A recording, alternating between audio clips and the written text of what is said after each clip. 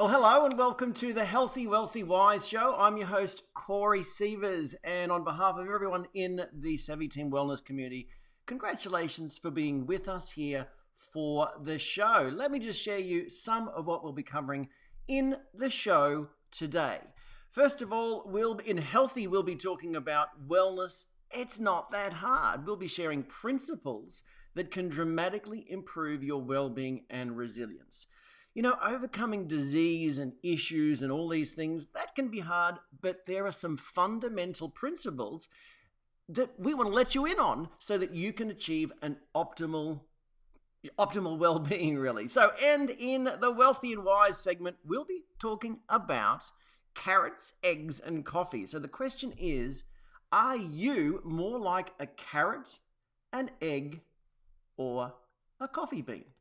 Interesting questions, and that's all going to be dealing really with your ability to withstand adversity, withstand being thrown in hot water, really talking about your resilience. And we're actually going to kick things off with the Wealthy and Wise segment first of all. So if you're new to the show, we would love to know, so just type new in the comments. By the way, if you'd like to be kept up to date with when we go live for the show, then just type show or message the page with the word show, and then we'll be able to put you on the notification list and make sure that you're always kept in the loop when we go live.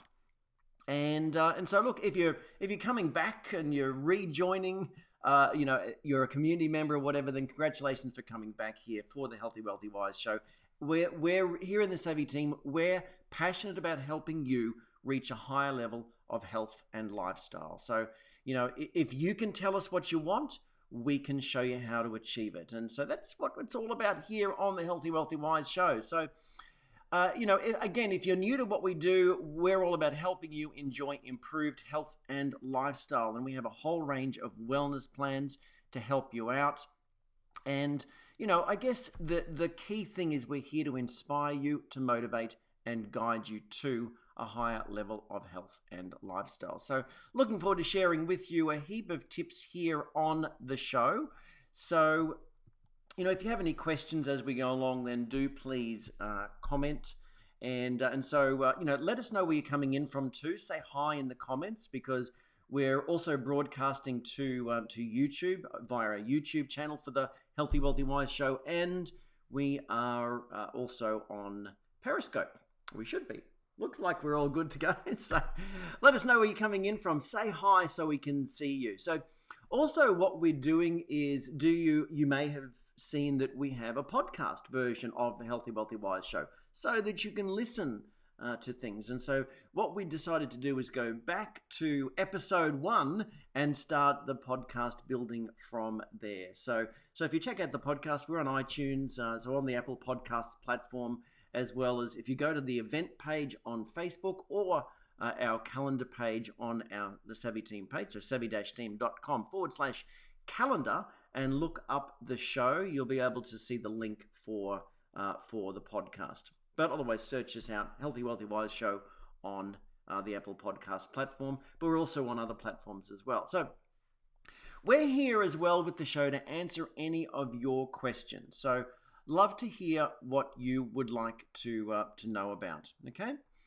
So this whole topic of, before we jump on into dealing with the Wealthy and the Wise segment, as I mentioned, we are going to be dealing with wellness. It's not that hard. This concept, this is our fundamental wellness philosophy, that, you know, that when we look at diseases and all the study of genetics and all that, you know, they're always fighting over which is the reason, you know, what, this is the cause, this is the cause, this is the thing, and this is genetics, and it's a wellness, maintaining and preventing disease and maintaining wellness. It's not that hard.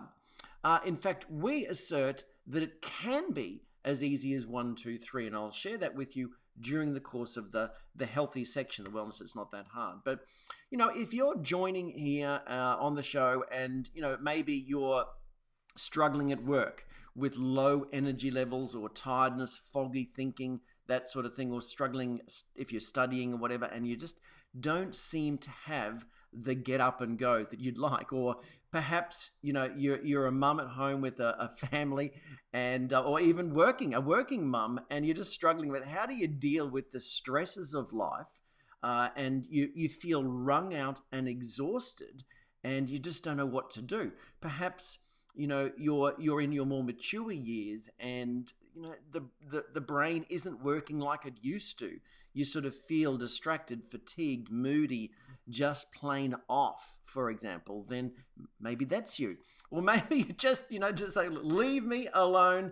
You're not dealing with things. Look, whatever it is, whatever the issue that is presenting itself for you, if there's something that you want to improve about your health and wellness, then we can guide you there. Our action plans, our solutions, and our programs, and just the philosophies really help you to really to reach that higher level of health and lifestyle. So, it doesn't have to be that hard. When we look at all the research out there around about disease, they seem to go from it being this gene, and then it's that gene, and then no, that's not it, it's this issue, and then it's this issue. And one of the downsides with hunting around fighting a disease is that you go from one thing to the next. It always seems to be from this issue to this issue to this issue to this issue. And if we don't seek the root causes, then you're going to be fighting one thing after another. Okay? So whereas if you focus on more of a holistic wellness philosophy, which is what we do here in our organization, we're looking to go back to some of the root causes. And that way you're not just fighting one issue after the other, you're actually able to heal the entire body. And that's the great thing about holistic well-being. But more on that over in the healthy side of things. We're going to be dealing with the wealthy and wise, first of all, here on the show, and asking you the question, are you more like carrots, eggs, or coffee? Are you more like carrots, eggs, or coffee? It's an interesting conversation. And this is all really dealing with your ability to withstand adversity, the tough times, and being thrown in hot water, should we say.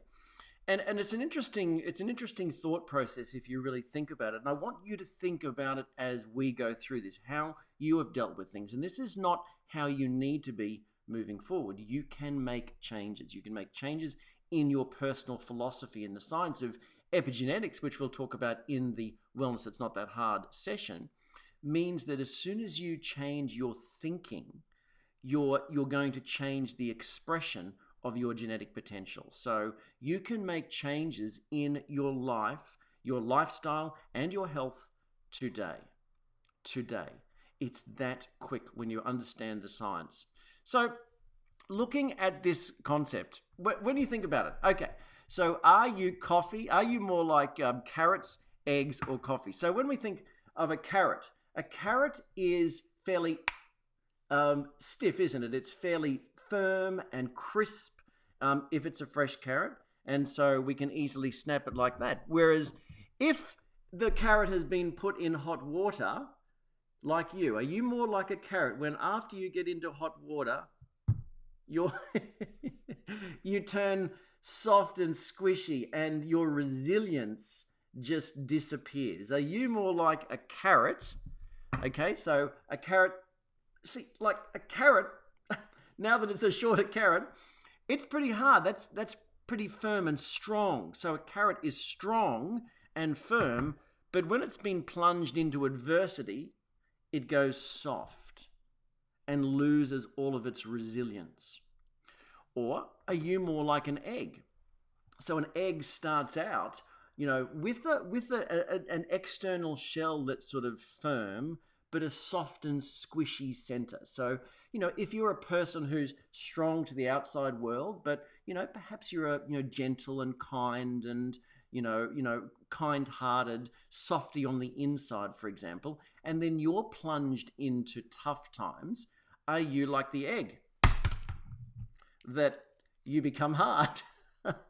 And so, even on the inside, you're hard now. So whereas before you were soft, the tough times have actually made you become hard of heart as such. And so you've lost your ability to cope and your resilience and your ability to to maintain that inner well-being, really, because it's just turned you hard. The tough times, the adversity, the being thrown into hot water has turned you hard. Okay, so how are you more like carrots, where in your, just think about it, even you can share if you like, but we'd love to know what your thoughts are as we go through these sorts of things. But how well do you cope under pressure?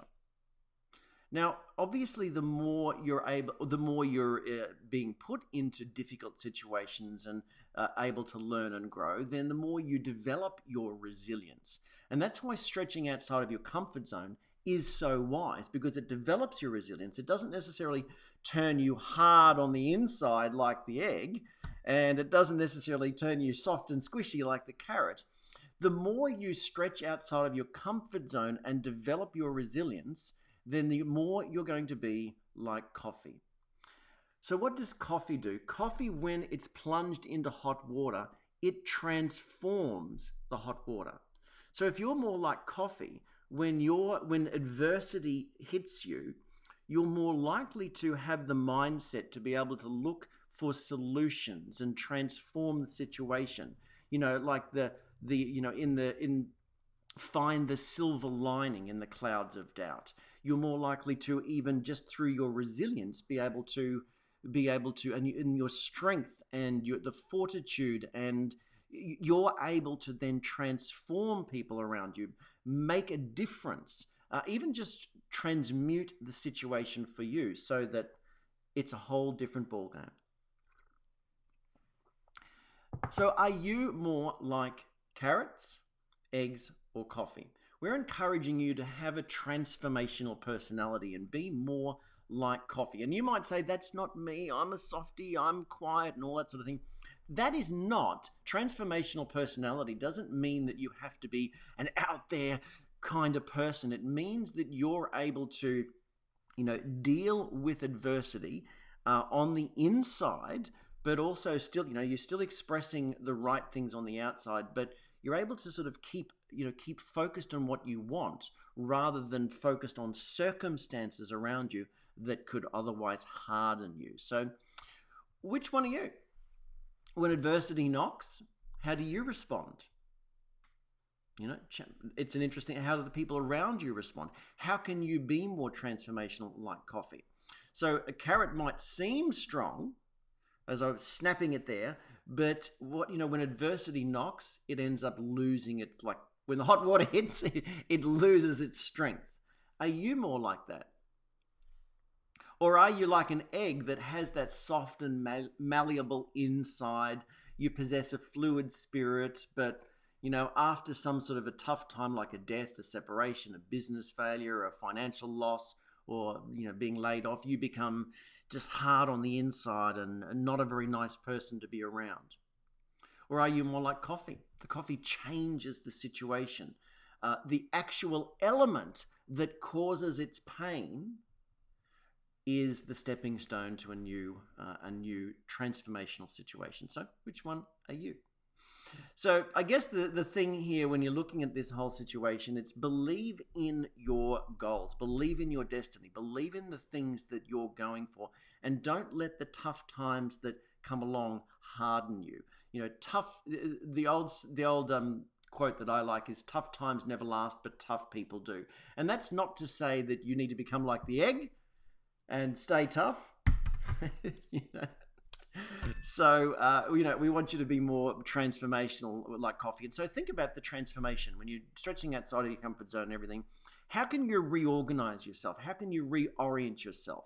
When something doesn't go as you'd hoped, how can you take that time to sort of re-examine things? A lot of people just keep banging on, doing the same thing over and over again, hoping for a different result, rather than, going back, not retreating and disappearing, but stepping back and going, all right, so what's going on here? How can I improve? What did I do well? What could I do differently? So really balance your thoughts there. And if, as the saying goes, if plan A doesn't work, it's okay. There's a whole bunch more letters in the alphabet. So balance your thoughts. Failure is just one thing. Failure can become an opportunity when you keep remembering your achievements and don't let that one failure stop you, that adversity and everything. It's very interesting when I've studied really, really successful people. They've often had failures in their life and they've broken through that. And financial authors such as Robert Kiyosaki, he actually believes that the problem with our school system is that it rewards not failing. It rewards getting full marks, remembering things, rote learning in books and everything. And it doesn't reward giving it a go and failing. And so it doesn't build that ability inside ourselves to withstand getting out of our comfort zone and yet still failing. And so that really retracts everything that goes on in the world. So, yeah.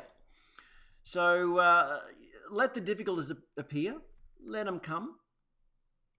When something ends or it's not good, there's always a new beginning. Then, so what's the saying that victory rises from the ashes of defeat. Have that sort of an attitude. That's a coffee sort of an attitude. That's okay. When one door closes, another one opens. Have faith in what you're going for and what you can achieve, and you'll be on the right track.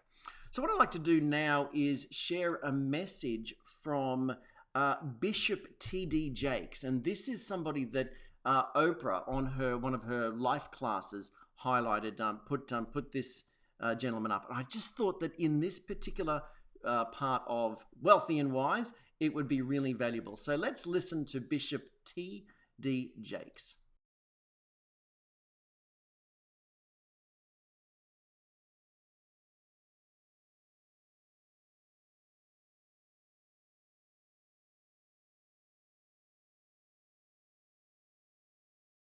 The other thing that you have to learn is when you hold on to your history, you do it at the expense of your destiny. Oh my God. Woo! That hit me. That just hit me. Did that hit you? That hit me. Wow. Whoa. This is a pump moment right here. That's a church thing. That hit me. Yeah. Did that hit y'all? When you hold on to your history, you do it at the expense of your destiny. Yes. That makes me want to cry. That hit me that hard. That's deep. It's really deep because when you consider you cannot give energy, but in so many directions, that you are a limited resource. And if you're going to spend all that energy energizing where you've been, then you're not going to have the fuel and the fire and the tenacity and the aggressiveness that you need to energize where you're going. So touch somebody and say, let it go. Let it go. Wow. Women are taught to think that it is powerful to hold people hostage with what they did wrong, that that's your power, that's how you get back. No, I didn't forget it, and I'm strong, and I'm tough. But it takes more strength to forgive than it does to be vengeful and angry. And the worst part about it is, I really, really, really, really, really believe that forgiveness does not exonerate the perpetrator. It does not justify their behavior. Forgiveness is a gift you give yourself. Woo! Because you let it go. Because you let it go so that you are available to be your highest and best self. And because you are saying that it is not stronger than me. It is not stronger than me. I disconnect from it as a sign that I am in control of it, and it is not in control of me. All right. I'm still holding, when you hold on to your history, you do that at the expense of your destiny. That's a quote for the ages, I got to just tell you. It's powerful. That's right up there with it has been my philosophy. If I had held on to all the things that happened to me in my childhood and in my life, I wouldn't be standing here today. I had to realize that when you rehearse those visions and images, you empower them. You actually enshrine them.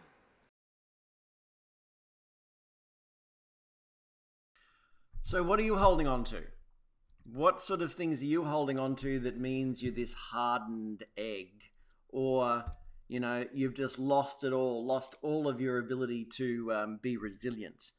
So what are you holding on to? It's a fascinating, great clip there from an Oprah Life class there. So what's the quote? Pretty powerful when you think about it. When you hold on to your history, you do so at the expense of your destiny.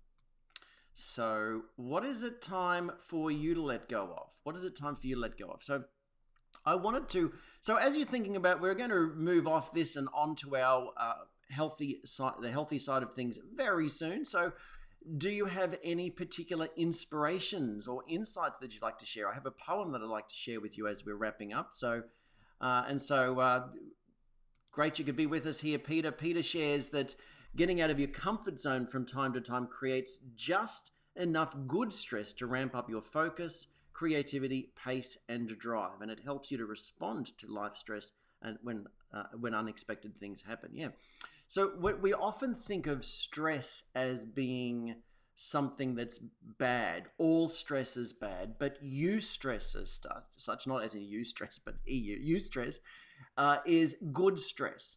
And when we actually understand some of the things that go on, a lot of the things that you think are healthy are actually because they put somewhat of an adaptive, like a stress on the body that then the body adapts to.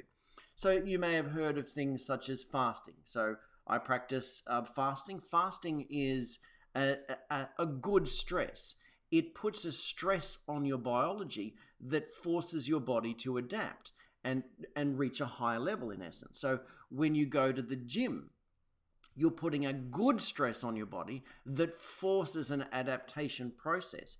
Getting out of your comfort zone and stretching yourself is a good stress, as Peter asserted there.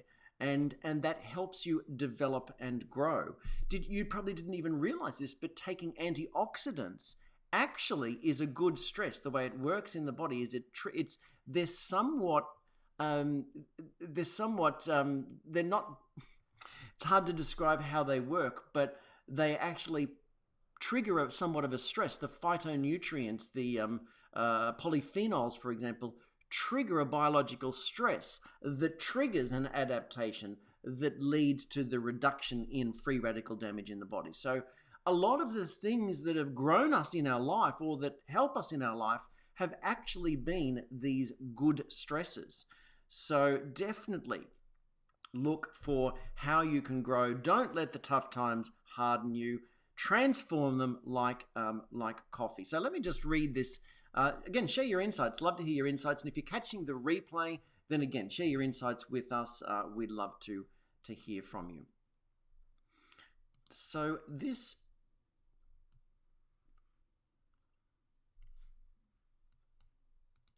One moment. Okay. So just moving on, I wanted to, so definitely share your insights with us. If there's any inspiration or insights, then we'd love to know. But I'm going to share with you now just a poem that I first heard, I guess when I was just a teenager. And, we all go through tough times, and it was written by John Greenleaf Whittier back in the 1800s. And so it's just as relevant today, and so we'd love to know your thoughts on that. And it's called Don't Quit. So when things go wrong, as they sometimes will, when the road you're trudging seems all uphill, when the funds are low and the debts are high, and you want to smile but you have to sigh, when care is pressing you down a bit, rest if you must, but don't you quit. Life is strange with its twists and turns, as every one of us sometimes learns. And many a failure comes about when he might have won had he stuck it out. Don't give up though the pace seems slow. You may succeed with another blow. Success is failure turned inside out, the silver tint of the clouds of doubt. And you never can tell how close you are it may be near when it seems afar. So stick to the fight when you're hardest hit. It's when things seem worse that you mustn't quit. So let us know whether there's been any insights, inspiration, for you in terms of this wealthy and wise section. So, and remember, be more like coffee. Transform that situation. Get out of your comfort zone and transform that situation. So if you've just joined us, welcome to the Healthy, Wealthy, Wise show. I'm your host, Corey Sievers here, and in the healthy side of things, we're going to be dealing with our wellness principles, our fundamental wellness philosophy that we call wellness. It's not that hard. And so my first introduction to holistic well-being and these sorts of concepts that I'm going to share with you was way back in my early 20s. And it's interesting how life takes us in different paths and everything.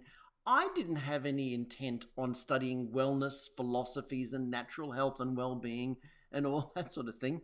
I had more of a business mindset. I'd studied business and marketing and was launching any business that I could think of to sort of, because I had the self-employment bug and just wanted to own my own business. I'd initially thought that I'd go into finance and legal, and then realized I didn't want to do that. And then, but it's interesting how a whole sequence of events meant that I found myself in a live-in situation for months at a time, working alongside a very highly trained man in the wellness industry, a doctor of chiropractic, all sorts of philosophies. And and he'd been in some parts of the world, he'd been knighted for his insights into health and well-being, and it was just an amazing experience. The sorts of healing and rejuvenation and changes with people and working with people in like a hands-on, old school apprenticeship. It was an apprenticeship. And he stayed for a month at my home with my family, and for a couple of times. And so just finding out these insights is not what I did not think I would be in wellness, but life leads us in certain different ways and puts things in front of us. And sometimes we don't, you may have tried to close your eyes to that, but even if you find yourself here, there's something for you to learn. There's something that's there for you. So it basically was a destiny moment for me. It put my life off in a totally different situation, and ever since that time, back in from the early 90s, I've been sharing this sort of information with people. So this philosophy works. And the interesting thing that I found with my mentor and what we found there is that sometimes people would come along with the mindset, the medical mindset, and they'd say, I want to fix this. This is what I want to fix. What have you got for this? And what we'd say is, that's not how the body works. Medicine tries to treat the disease and hope, but really the underlying health and well-being, the underlying principles, the healing of the body is what makes the change. You just think about it. You break a bone, all that the doctor can do is set the bone, right? Or maybe realign it, maybe diagnose it and everything. But then the innate healing principles of the body does the work. Somehow in modern medicine, we've forgotten that, and we try to attack the issue with particular treatment paradigm rather than looking, how do we promote the underlying healing nature of the body? And so I learned all of that working alongside this particular gentleman. Powerful stuff, working and seeing people that had been given up, that they'd basically been told to, go away and die by the medical establishment, and yet healing was able to occur. So it just opened my mind up to the possibility, and that's why my passion is in teaching people these fundamentals. Okay, and so that's what we're really going to talk about, just some basic fundamentals for healing everything. And so took myself off track there. People would say, I want to fix this. And what would happen is, because we'd attack the body as a whole, often all of the things that they forgot that they had, all of the issues that they forgot they had, would be the first things to go away, and then that one thing that they had so much resistance around was the last thing. And this is why, often it's that emotional resistance that's the issue too with healing. So, but what we've got to do is we've got to go to my teacher taught me that the physical is a springboard to the emotional and mental. So therefore, even if there's an emotional issue that's keeping this thing in my life, we have to come back to the basics and deal with the physical. And from there, we build upon that, and we build upon that, and we build upon that. So I hope you find these holistic wellness philosophies valuable. But first of all, we're going to jump on into our fun facts segment. So the fun facts segment, we're going to be talking about 13 weird things that you probably didn't know about hair. 13 weird things that you probably didn't know about hair. So this is in our fun facts thing. So if you think you know everything about hair, then it's probably time to think again. You might know how to style it, look after it. You might know, you might not. You might know how to look after your scalp. You might know how to look after your hair and all that. But there's a lot of weird stuff going on in your hair that you may not have heard about. And that's what we're going to cover here. So number one, your hair is made up mostly of keratin. So that's the same protein that's found in animals' horns, hooves, feathers, and beaks. So yes, you don't have hair, you have horns as such. So hair's mostly keratin. The average number of hair strands varies by natural color. So blondes have the most hair strands and redheads have the fewest. Just a bit, you probably didn't need to know that, but now you know. Number 3, if you use the wrong shampoos filled with some of the harsh chemicals like sodium lauryl sulfate and these sorts of things, there are other things as well, more than just that, but sodium lauryl sulfate's a typical one, you may have seen an increase in trichoptilosis. Have you ever had trichoptilosis? Have you ever suffered from that if you've used the wrong shampoos? And you might go, what? What's trichoptilosis? Well, that's just the technical term for split ends. So ladies, have you experienced this disorder, split ends? A lot of it is simply caused by, the hair is really dead. And so it's actually caused by harsh, degrading shampoos. So if you're looking for safer alternatives, then we can certainly help. So reach out to us in that area. Number 4 is, at any given time, 90% of the hairs on your scalp are growing while 10% are resting. Another fact actually on that many of the chemicals in typical store-bought shampoos actually change that cycle around. So the hair can thin because it reduces the growing time of the hair and increases the resting phase. So it sort of damages the actual phases of the hair growth cycle. So at any given time, 90% of the hairs in your scalp are growing and 10% are in a resting stage. And so harsh chemicals in typical shampoos will tend to switch that around. And so, and sometimes this can be even in supposedly natural and organic things. And so if you ask our, co-founder of the Savvy Team and our community manager, Linda, she would share with you that she really had quite thin hair, and she was told that she just had a genetic condition like her mother until she learned how to get rid of the chemicals. Now she has hair just as thick as it was when she was younger. So, you can change it. If you're suffering from thinning hair and scalp problems and all that sort of thing, you can certainly change that. So number 5 is balding only begins to become visible once you've lost about 50% of the hairs from your scalp. So that's a lot. So you've had quite a lot of loss before you start to see the real thinning there. And a lot of this is an indication of the underlying issues in the body. So you just think about it. The body's somewhat like an emergency department in a hospital. So it's in triage. And so if it sort of says, if it's not getting all the right nutrients to grow healthy hair, then your hair is going to fall out, it's going to be more brittle, it's not going to look as good, okay? Because the triage is, it's sort of think, okay, so Buggerlugs here isn't feeding us all the right nutrients that we should be. The diet's terrible and the stress levels are high and everything. And so what should we do? Well, I think Buggerlugs here would think that the heart is more important than his hair, his or her hair. So let's put the effort into let's put the nutrients over to the heart and let's not worry about the hair, skin and the nails. So if you're suffering from hair, skin and nails problems, then that is a sign of nutrient degradation or nutrient deficiency, poor absorption or something like that. So balding only begins to become visible once you've already lost 50% of the hairs from your scalp. All right, number 6.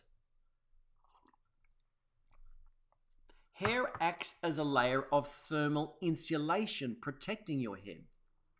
And that's because a lack of insulation, because most of the body has fat to insulate it. So whereas we don't with the head. So that's where the hair is mostly on our head.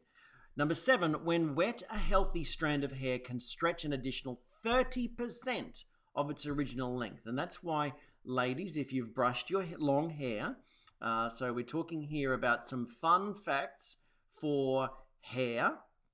So fun facts for hair. And so ladies, if you've had long hair like this and you brush it when it's dry, you probably noticed a lot more breaking off in the brush than if you were to comb it wet.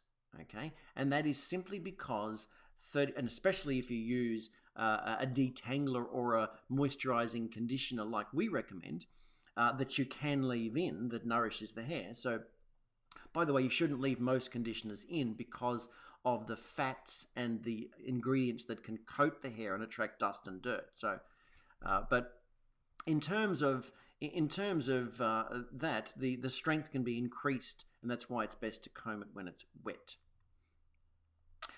Number 8, goosebumps from cold or fear are the result of the hair follicle contracting, causing the hair and the surrounding skin to bunch up, and that's why it sticks up. Number 9, aside from bone marrow, hair is the fastest growing tissue in the body.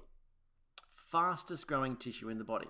Number 10, hair grows slightly faster in warm weather because heat stimulates the circulation and encourages hair growth. So, yep, your hair is just like the grass. It's going to start growing more in spring. It's spring here, or it's coming up to spring tomorrow in this part of the world. If you're coming in from other parts of the world, you might be right coming out of winter.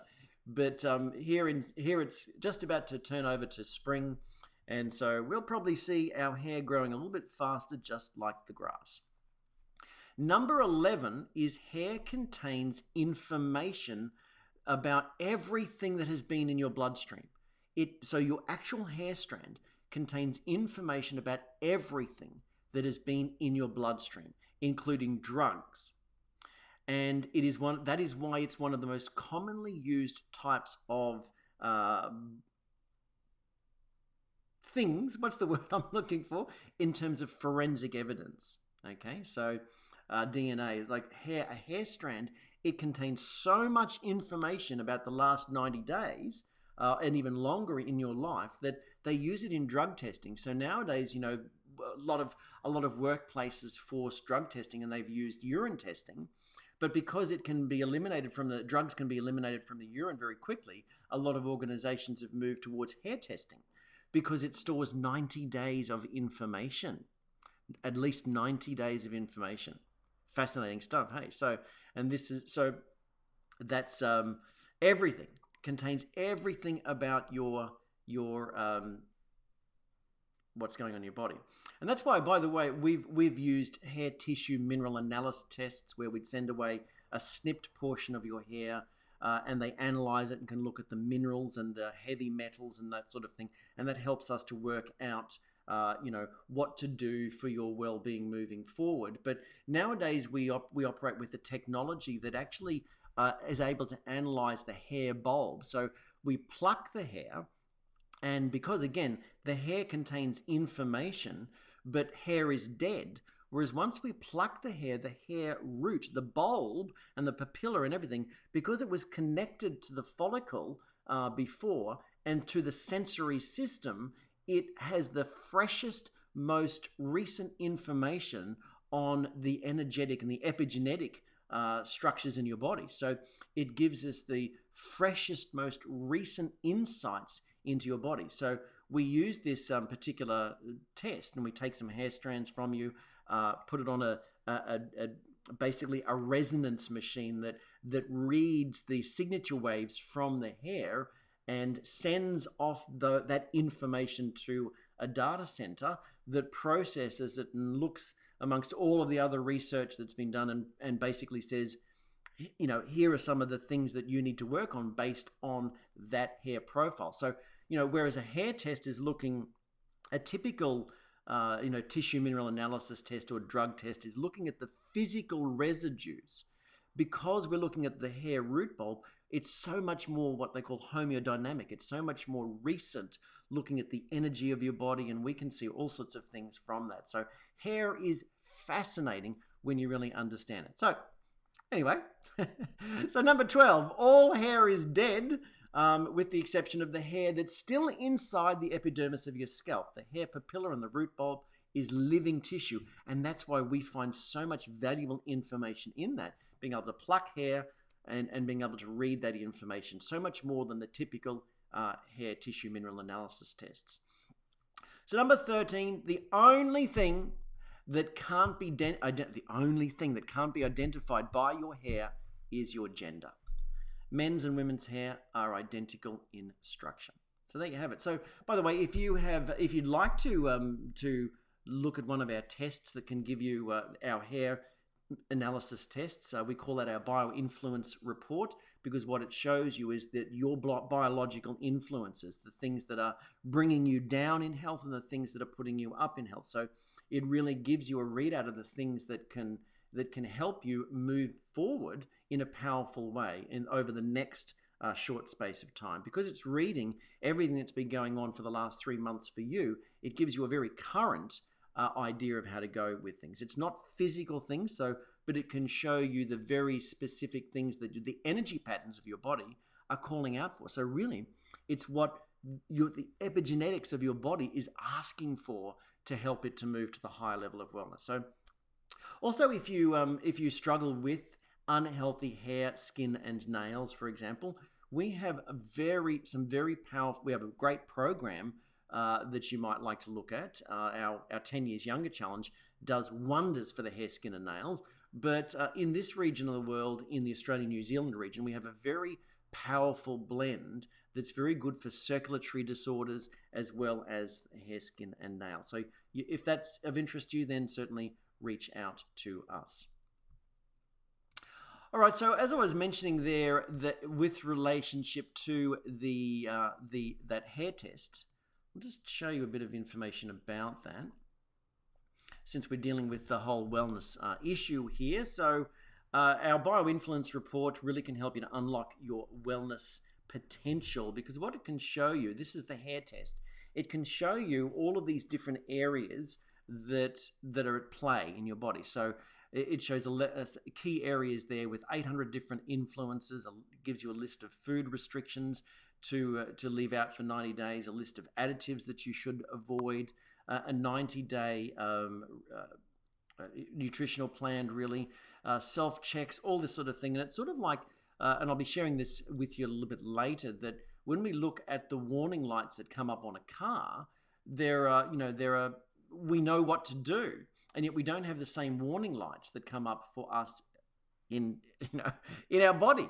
When we think about the warning lights on the dashboard of a car, some are more, if you think about it, some are more urgent than others, right? Some are just a warning, like service needed, and some are like emergency, stop, or your body will seize. Well, sometimes the symptoms that we suffer with, they're like the emergency ones I've got to do something with. But what about some of the early warning signs? And I think many people don't pay attention to the early warning signs. And one of the great things is this technology can certainly give you the ability to see a bit of things in advance. Now, this, because of restrictions in postage and all that sort of thing, we can only do these bioinfluence report hair tests for people in the Australian region, not for people overseas. But if you are in an overseas market, do reach out to us. We can see whether we can find somebody, a colleague, to do them. It's just that Most of the people charge twice the price we do, so but we can't do much about that. So we do have a free online class that talks about this, so you can reach out to us and ask about that. But I think we're about ready to jump on into the wellness it's not that hard topic. And as we're getting underway, please do understand that the information that I'm sharing reflects my personal research and experience and is for educational purposes only, so should not be seen as medical advice. The information is general in nature, and so therefore all your individual health concerns have obviously not been taken into account, so any comments and experiences should not be interpreted as therapeutic claims. If you have any questions as to the appropriateness of the information with regards to your own health, then please do discuss this with your healthcare provider. We encourage you to take self-responsibility for your own well-being and learn more on this topic and complementary medicine in general. And that is really important to say, because although we encourage you, of course, to seek help from your primary care physician, unfortunately, many physicians are not trained in the fundamental principles that I'm about to go through with you. That's just not been their training. So that's asking them for advice in that area is, it just doesn't make logical sense, okay? So certainly they might be right on the ground with you, helping to monitor things, and that's what you need to do. You need to say, look, I'm about to make some lifestyle changes, and I want you to monitor me. Perfectly fine. And so, by the way, if you have a doctor that refuses that, then just find someone else. Start to do some interviewing, start to do some research, find more open-minded physicians that can help you to reach a higher level of wellness, rather than just cherry picking and hunting at all of the issues. We, in most of our westernized and developed cultures, we have very helpful systems for diagnosis, very helpful and for getting us back on track when we've let ourselves go. But our system does not help us to prevent disease. Our system helps us to overcome that if we've let ourselves go, but it doesn't help us to reach the goal of a high level of wellness. So again, that's your responsibility by tapping in with information and educating yourself and all that sort of thing. So I guess congratulations for being here. Let's jump on into a savvy quick tip now, before we get underway with the primary thing we're going to be going through. Our savvy quick tip today is to drink more water. Drink more water. And so drinking more water took 10 years off my face, said Sarah, 42, who was hoping to solve her headaches and poor digestion. And she said, just look at what happened, though. So it took 10 years off Sarah's face, she believed. So, what do you think? Could you do with looking a little bit younger? Here's what else that she said. I said, I genuinely can't believe the difference in my face. I look like a different woman. The dark shadows around my eyes have all but disappeared. The blotchiness in my skin's gone. My skin's almost as dewy as it was when I was a child. The transformation is nothing short of remarkable. I'm feeling leaner and fitter too, which is amazing, since the only thing I've changed is the amount of water I drink. Whatever happens, I'm going to be drinking 3 liters of water a day and would advise every woman to do the same. Powerful stuff. So how about that? Drink some more water. Sounds like a plan? Easy, quick tip, right? Just drink more water. Where are we? Let's demonstration. There we go. We need to start drinking more water. All right. So time for us to get underway with the Healthy Wealthy, on the Healthy Wealthy Wise show, with the healthy side of things. And so let's jump on in and talk about this wellness it's not that hard philosophy, and let you in on some of these secrets.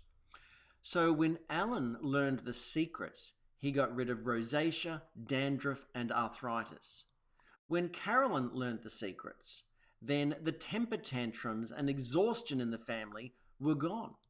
When Gwen learnt the secrets, she had no more IBS, heart palpitations, and back pain. When Shelley learnt the secrets, she got rid of dermatitis, flaky scalp, thinning hair. When Rhonda learned the secrets, she had no more knee pain, no more skin cancers being cut off, and no more low energy levels. When Alice learned the secret, she had no more bronchitis, no more flaky skin, no more tiredness. When Nadia learned the secrets, she got rid of thyroid issues. She was off HRT, lost a ton of weight, eliminated depression. When Paula learned the secrets, she had no more asthma, no more GORD, no more diarrhea, no more liver issues. When Julie learned the secrets, she had more energy, clearer thinking, reduced cravings. She lost 12 kilos. When Anna learned the secrets, she got rid of asthma, afternoon energy lows, and constant dry lips. When Deb learned the secrets, she had no more osteoarthritis, no more hormonal mood swings, no more depression, no more sensitive teeth. When Angela learned the secrets, she eliminated endometriosis, period pain, and lost 17 kilos. The secret is, it's not a secret. None of these are secrets. None of the things that these community members did were secrets. They were really, these aren't secrets. They're not secrets we're holding back from you. In fact, they're gifts we want to give you. As I said, we're very passionate about helping you reach that higher level of health and lifestyle. And so remember when I was sharing with you about my introduction to natural health and wellness and how people would come along, my mentor in this area said that people would come along and they'd want to fix this issue. Okay, many of those people had an issue to fix, but yet because they didn't just focus on fixing the issue, a whole bunch of other things improved. So, some people wanted to lose weight. If they'd have just focused on the symptom of weight rather than correcting the underlying issues in the body, then they mightn't have had other things go away. What about asthma? If you just looked to correct asthma, then you might not have got rid of the dry lips. If Shelley just looked to correct the skin problems with external things, then she wouldn't have had the other benefits as well. So again, this is by focusing on holistic wellness, not simply hunting around for the issues. So all of those stories from those people are available on our Healthy, Wealthy, Wise blog. And for those of you who are members of our community, of course, we have even more inside our community. And of course, you can request an invitation into the private Healthy, Wealthy, Wise group as well, where we have even more stories. So really, as I said, it's a gift that we want to give you.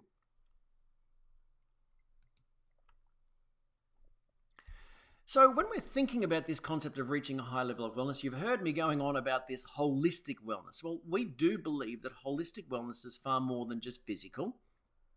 So looking at the holistic wellness wheel here on the left-hand side, we have things such as environmental influences, we have emotional influences, we have nutritional influences, there are physical issues, there are mental stuff, there's even social stuff. And there's by not even having a central purpose in life, lacking direction in life, it can affect our all-round well-being. And so, looking at this, you can think, well, you guys seem to focus very much on supplementation and eliminating chemicals and all these sorts of things and environmental pollution. But there's so much more to life. There's the emotional side of things. There's mental, there's social. We agree. But again, we've got to come back to the fundamentals.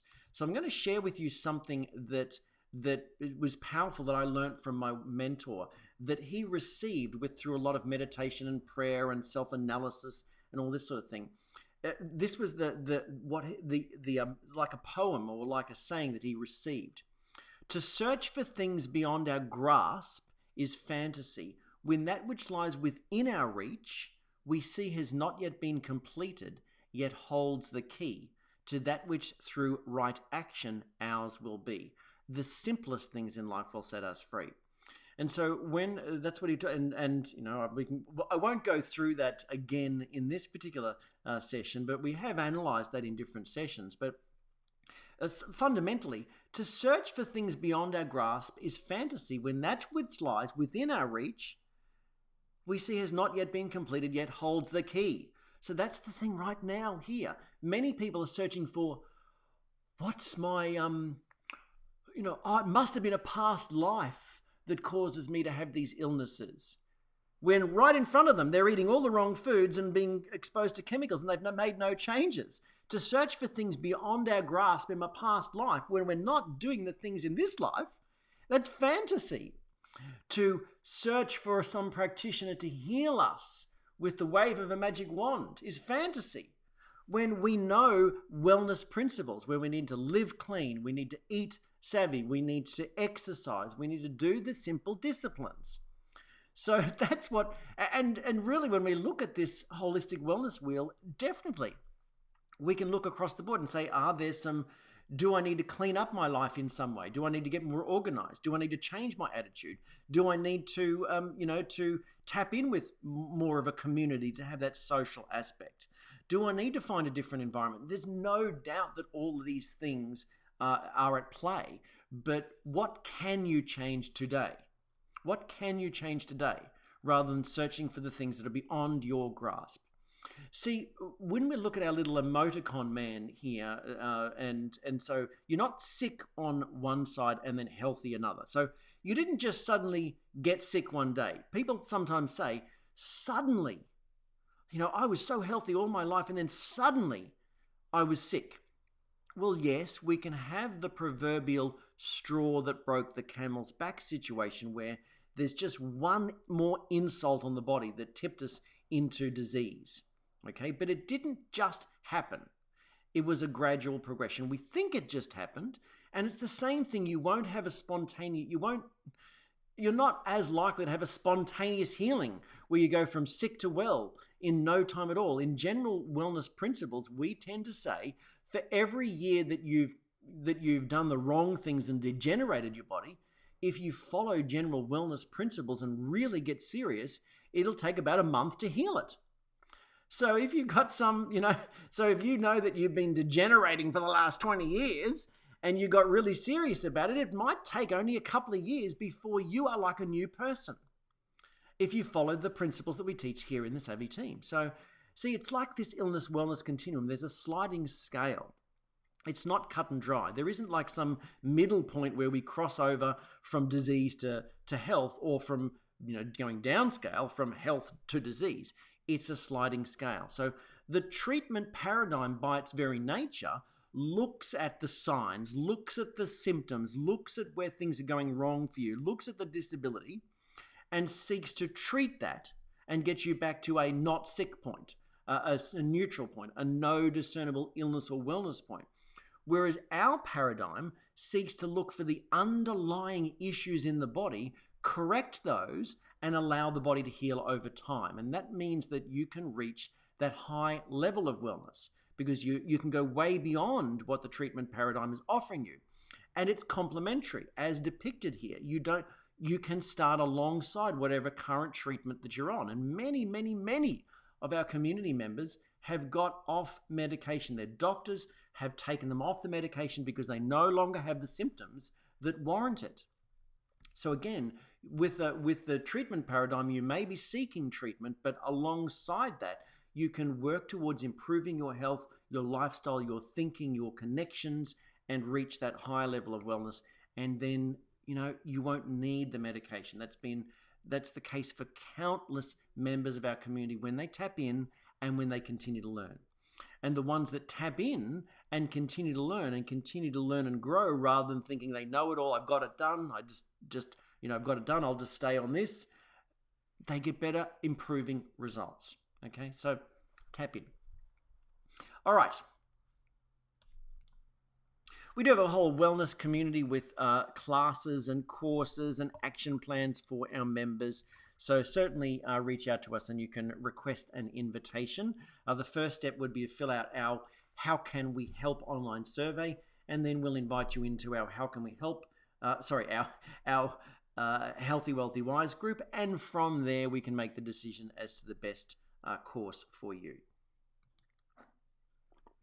So fundamentally, does health equal not sick? I think you've got the point from what I just shared related to the that holistic wellness scenario and the illness wellness continuum, that it isn't just, wellness and health isn't just not being sick. Okay, there's actually more of a continuum, and so we want to do so much more than that. I wanted to share this little bit of information that came from, well, it's not information, but it's a bit from a book by Bernard Salt, who's a demographer, and I thought that was really interesting and worthwhile reading here. And it's a fictitious letter that he wrote to God. And so I'll read it to you. Dear God, I'm writing to complain about one of your so-called creations. I refer to the human male body. I've been the owner of said product for 50 years, and to be fair, it has performed well. I understand that your creations do not come with warranties, but I must say that I've noticed what can only be described as design faults that have emerged in recent years. I don't want to get a reputation for being a whinger, but if someone doesn't complain, then things won't improve. The facts are these. After 35 years, the vision fails. The audio packs it in soon after. As for the hair, is this some sort of cruel joke? You leave it there just long enough to affect reproduction, and then you whip it away. Where does it go? And why do you need it? There are also some operating efficiencies. There are issues with operating efficiencies. After 45 years, the fat burner regulator goes bung, the knee joints don't work after 50, and I have it on good authority that after 60, the hips wear out. This is like buying some sort of fancy piece of technology that performs well initially, but is designed with built-in obsolescence. I do understand that some creators might cut corners, but frankly, I did expect better from God. And so, without wishing to invoke your wrath, I present my complaint in good faith, no pun intended.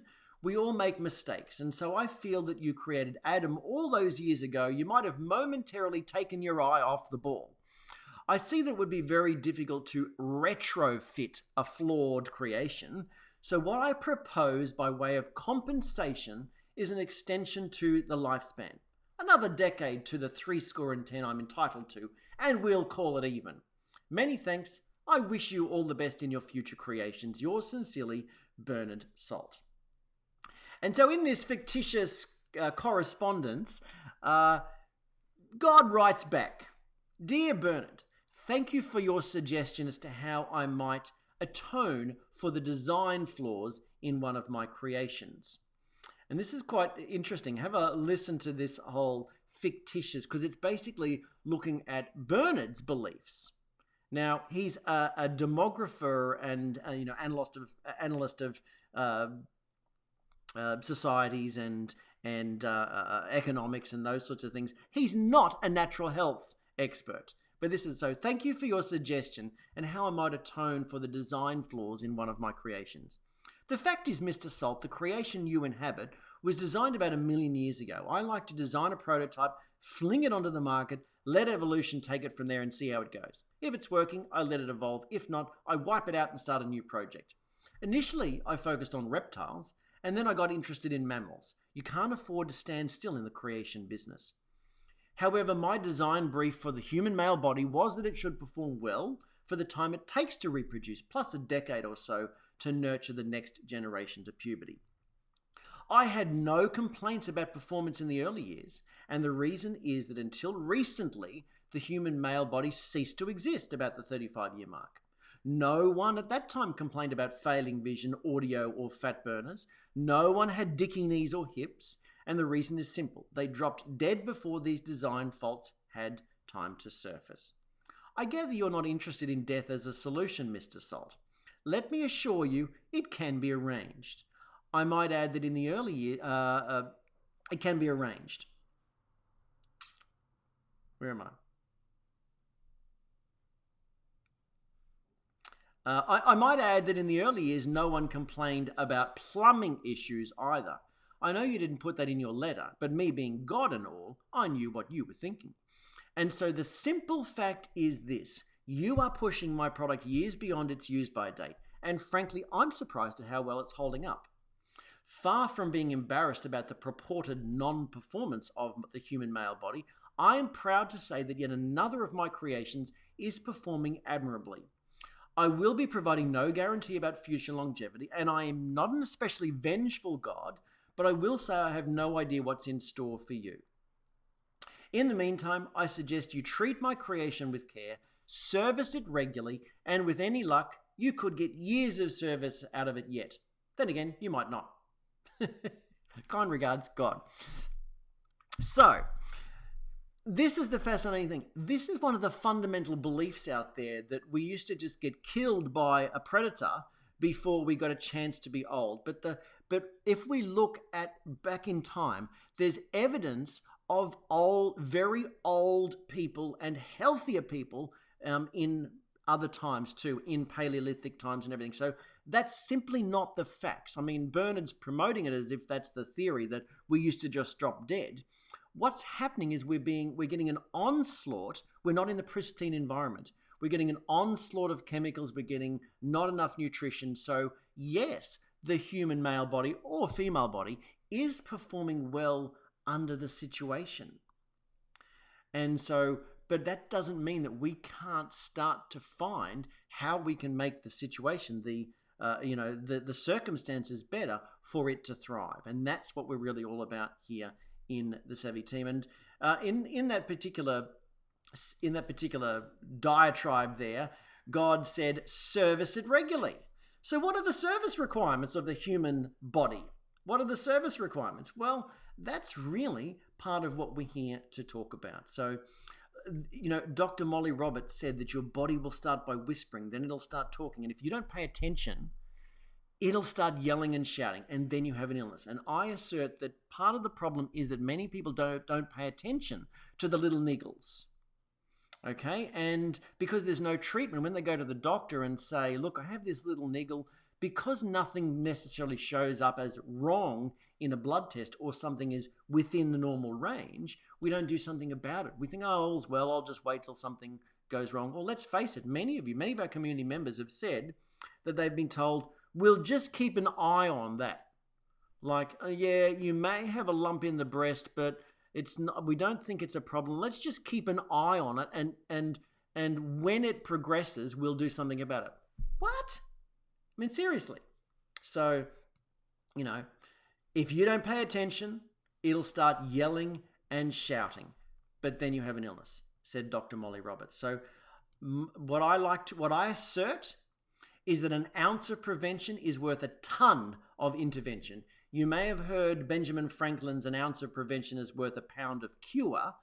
Well, in this day and age, often what people are ending up with is not cure, but intervention, medical intervention, to just keep them going rather than actually healing the body. So an ounce of prevention is worth a ton of intervention, I'd like to say. So I would really like to encourage you to start focusing on, the wellness paradigm and holistic health. Holistic health and well-being is where the whole purpose is focused on, not just the malady or issue itself. So the concept upholds that all aspects of a person's needs, including psychological, physical, and social, should be seen as a whole. And this is why we don't treat disease. We're not interested in treating your issue. Many people, that's what medicine's for.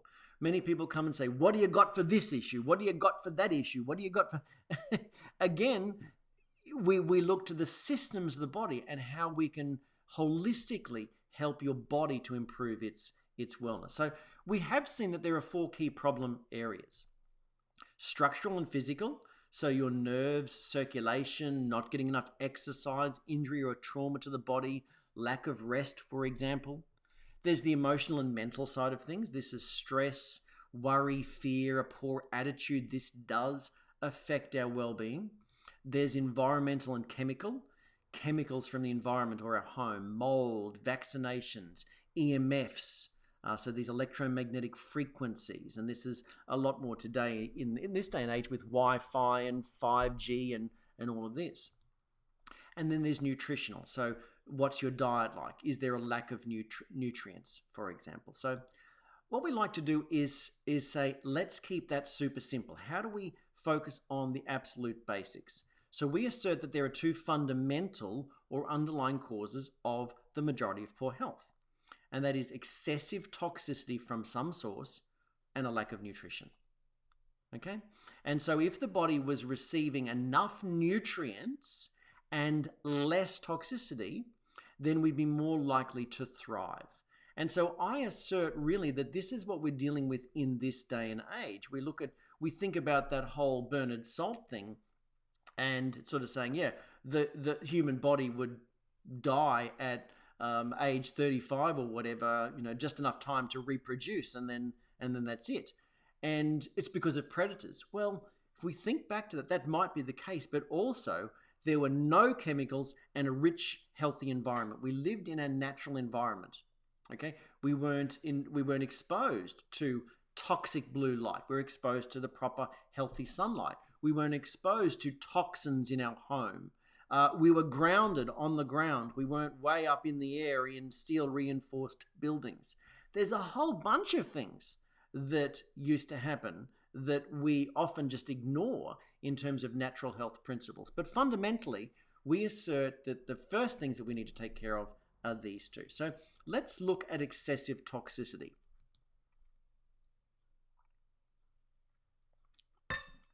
So there are 5 primary sources of toxins that you need to know about. Home exposure is the first. These are all the personal care products you use, the household cleaning products, cosmetics and skincare products.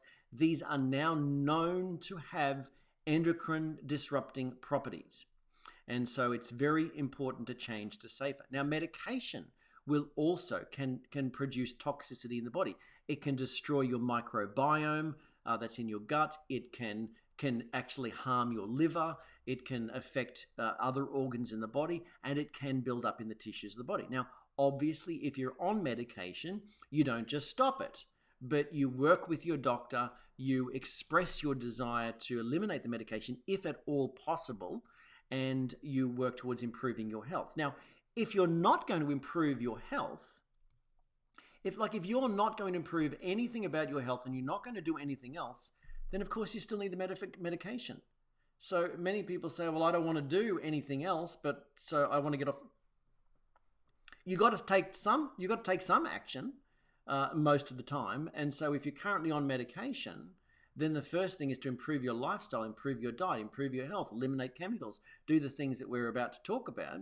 And then you may no longer need the medication. So it's not just a matter of get off that and start something else. This is an alternative stuff that we're talking about. It's complementary. So really important that you do understand that if you've been put on some medication by your physician, then it's important to seek help with coming off that. Food, water, and beverages, of course, a source of toxins and environmental pollution as well. And this side of things, what I call auto-intoxication, is another source of toxins. And this is like even stress. Stress is one of the things that really interrupts our body and creates a cascade of different hormones and negative patterns in the body, negative thinking as well, but also blocked detox pathways like constipation, meaning or not drinking enough water, or the liver being backed up. All of these sorts of things can mean that we reabsorb toxins in the body, so that even our natural detoxification pathways end up not functioning.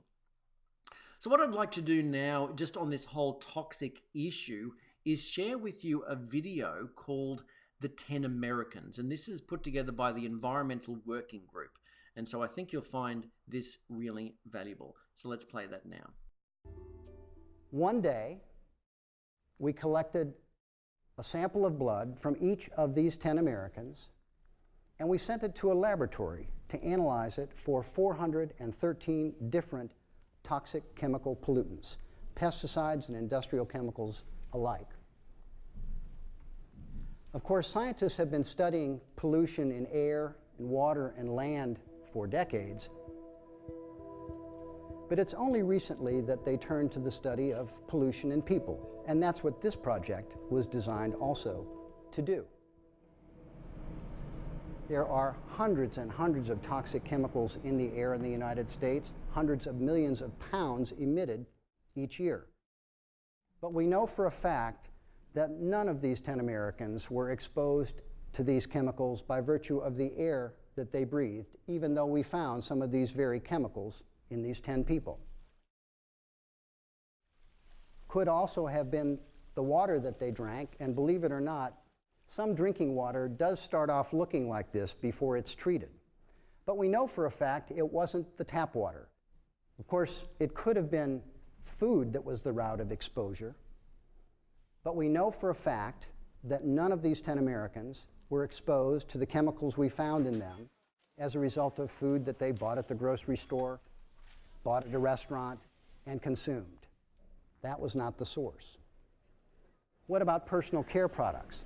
Our online survey has shown that women use an average of about 12 personal care products a day, and that exposes them to more than 160 chemical ingredients, some of them rather toxic, day after day after day.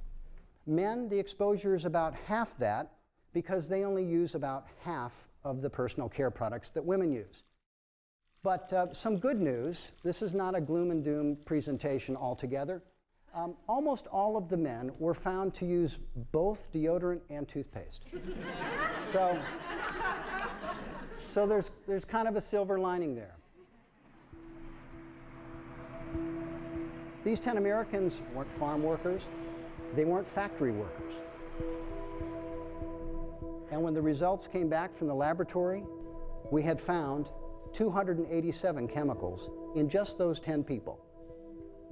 An average of 200 chemicals in each one.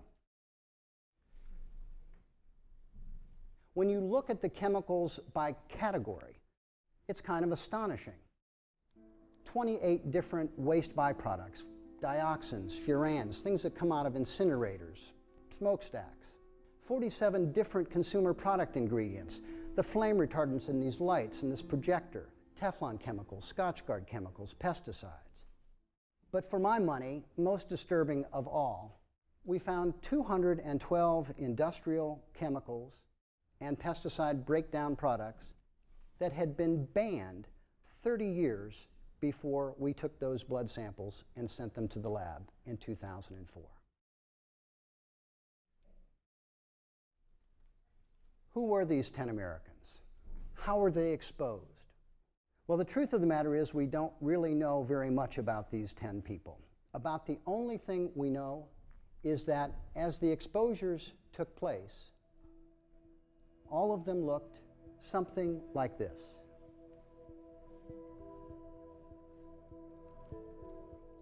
This was the first time anyone had ever bothered since the beginning of the chemical revolution to examine umbilical cord blood to see how many toxic chemicals got through to the developing child.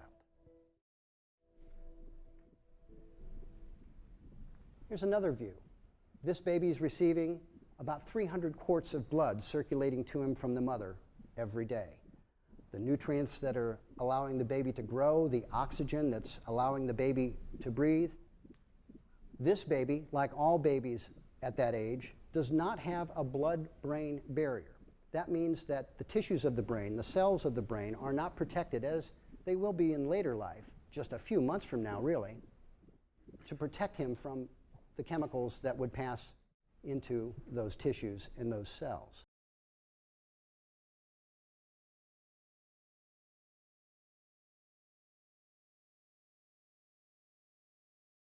Powerful information, isn't it, really, to understand that? Might be scary, and yes, these are all ingredients, these are all chemicals that are in our environment that make its way into the body tissues of the mother and then end up in the tissues of the baby. And that's, you know, the more this is the whole thing that I'm talking about. It's like we're not having the diseases and issues nowadays because we're not being eaten by a tiger. A lot of them are caused by degeneration from overexposure to chemicals and not enough nutrition to offset that.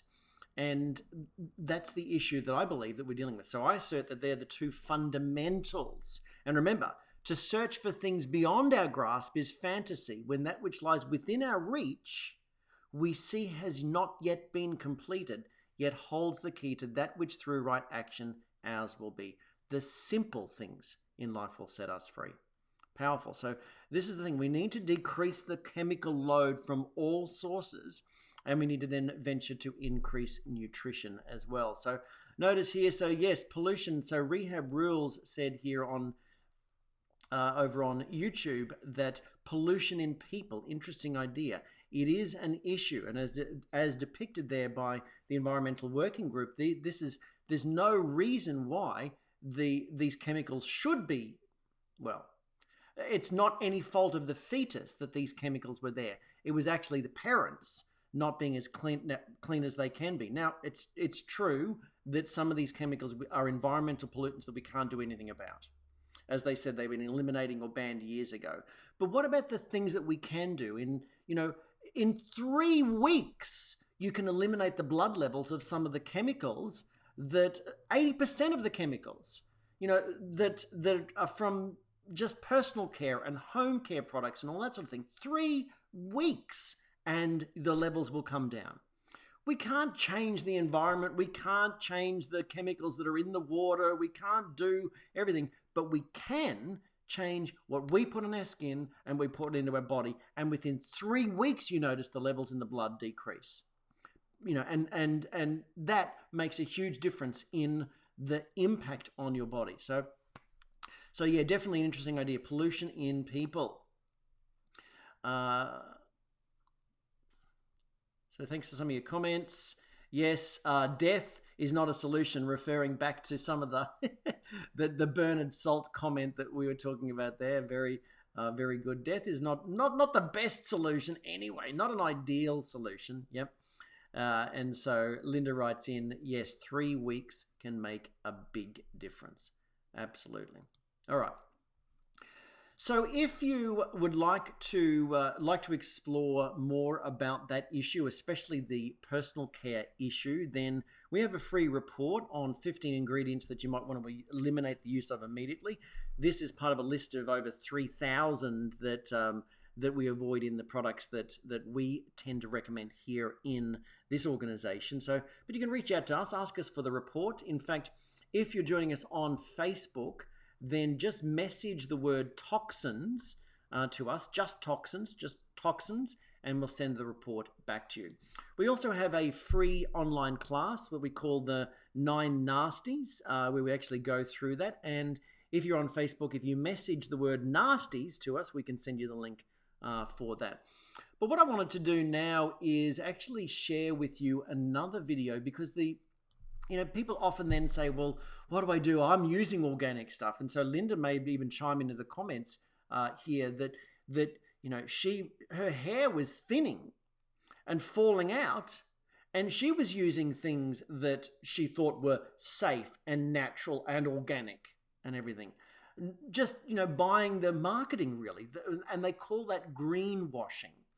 And so I'm going to play a video here from David Steinman. It's an older video, but so for those of you listening to the podcast, it may not make as much sense to you because it's more showing different brands that contained a harmful ingredient, but that's okay. You can swing by and have a look at the video on YouTube or Facebook. But this greenwashing is a real issue.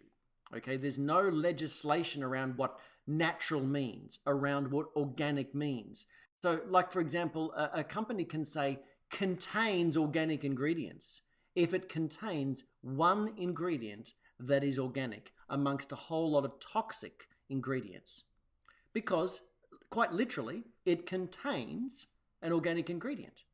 So that's marketing, and people are greenwashed by this. They don't understand. It's not about organic. It's not about natural. It's about safety conscious. Are the products manufactured with safety in mind? Because a lot of the times, manufacturers that understand this can use certain ingredients, but use processes such as vacuum stripping to eliminate potentially harmful ingredients. There's no labeling that allows them to put that on. That there's no method of labeling that means that can go on the label as such. Another thing too, in some labeling requirements, companies can leave off certain ingredients that are only in small concentrations. Well, that's ridiculous. So we've had biochemists look at a bottle and go, there are things missing here. They are not the full list of ingredients, okay? But you don't know that. You've been greenwashed. And so that's why, partnering with safer brands is so effective. If you're looking for help, then we can certainly help you. So let me just play this particular session now. Okay.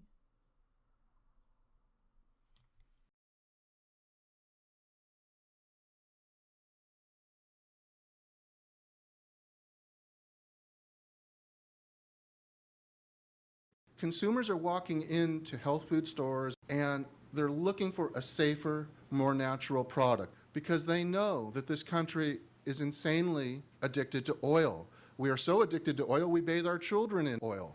In addition, one of the great challenges our generation faces is preventing the next oil war.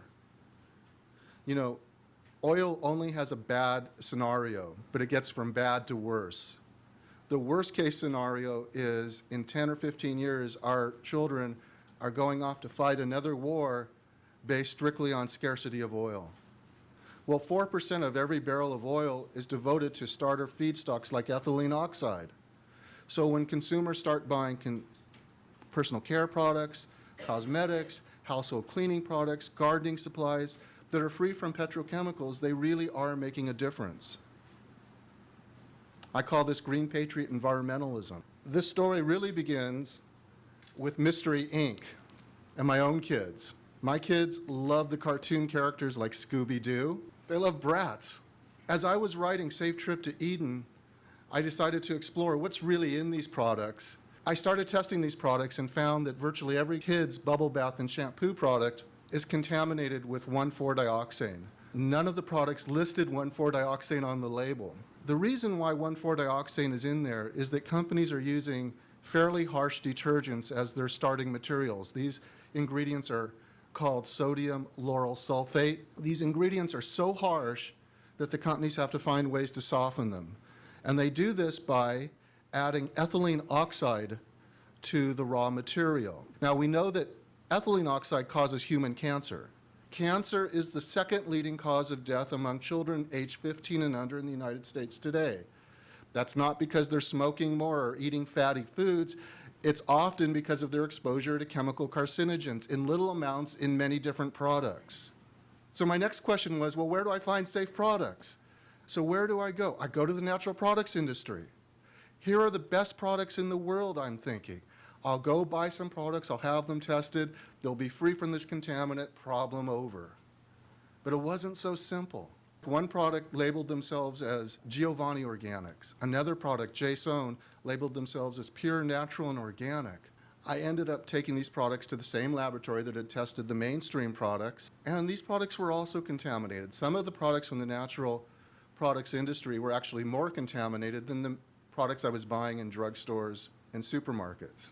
Consumers are being misled, and today when we know that there are organic standards, companies that use words like organic on their label are truly being consciously deceptive, in my opinion.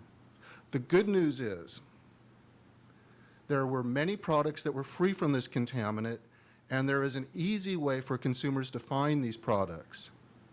So this is not just a bad news story. It's really a facing of the truth, a reckoning, and at the same time, a call for responsible companies to find solutions, and they are available to companies. So there's really a lot of good news here, but we have to face some difficult truths for the natural products industry, and these truths have real implications for this country and for our future.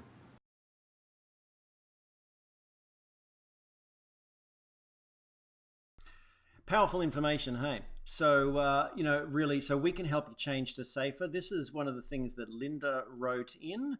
So I was amazed at how quickly my hair regrew when I eliminated those potentially toxic ingredients. You mentioned 3 weeks. Wow, I can tell 3 weeks makes a big difference.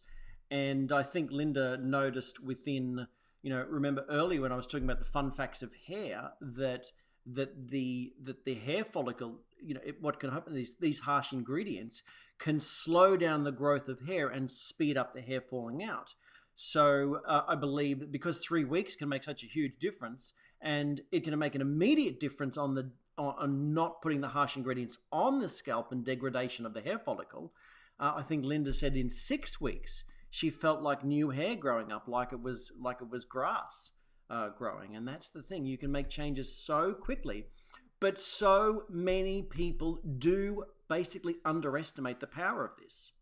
So we have had people eliminate harmful ingredient use in their home and their asthma disappears. We have had people that have said that their heart palpitations have disappeared as soon as they cleaned up their bathroom products, because the exposure through the skin gets into the bloodstream, and if there's anything that is potentially, toxic for you, the body will often react in all sorts of different ways. And so people have said that their breathing difficulties, asthma, their itchy eyes, skin conditions. But I think the biggest one was that those heart palpitations going away just by changing over personal care products. Linda's own brother got rid of chronic fatigue, said that he used to feel exhausted after having a shower in the morning, and yet he just cleaned up the chemicals in his home and suddenly he wasn't exhausted. So it wasn't the effort of having a shower that was the exhaustion, it was the exposure to the chemicals was just another load, just another load, just another load on the body.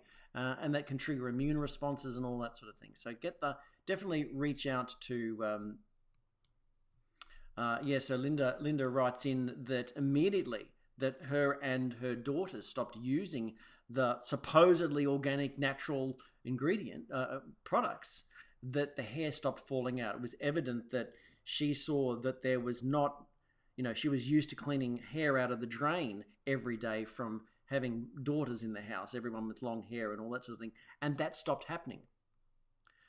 And so that was an indication that it was immediately starting to work. Powerful stuff. It's just, and guys think, I'm tough, I don't need to worry about chemicals. Guys, if you understood what some of these ingredients are doing to your manly bits, I mean, seriously, this is why back in 2005, SBS here did a documentary and they called it Men in Danger, believing that it's quite possible that if something doesn't changes, if someone doesn't make changes, if you don't make changes to your own home, then we could see a situation where men as a population will have such degraded ability to reproduce that we could see some tremendous troubles here. So look, that's again, one of the things that we've seen, we shared there the video from the environmental working group and everything, and we often work with people who want to become parents to clean up their life in advance so that they have the best potential of raising a healthy child. And some people have had children with, just naturally, as in not cleaning up their life, and they said the ones after they really prepared and cleaned up their life were just easier, healthier, more vibrant kids and everything. They got the best start in life. And Dr. Kate Shanahan, author of Deep Nutrition, really highlights there that she's done a research into all sorts of different cultures and seen that some cultures, as soon as a couple are married, they're both put on a strict diet because they know that the next will be children. So they're on a strict diet and cleaning up their life and everything in preparation for childbirth.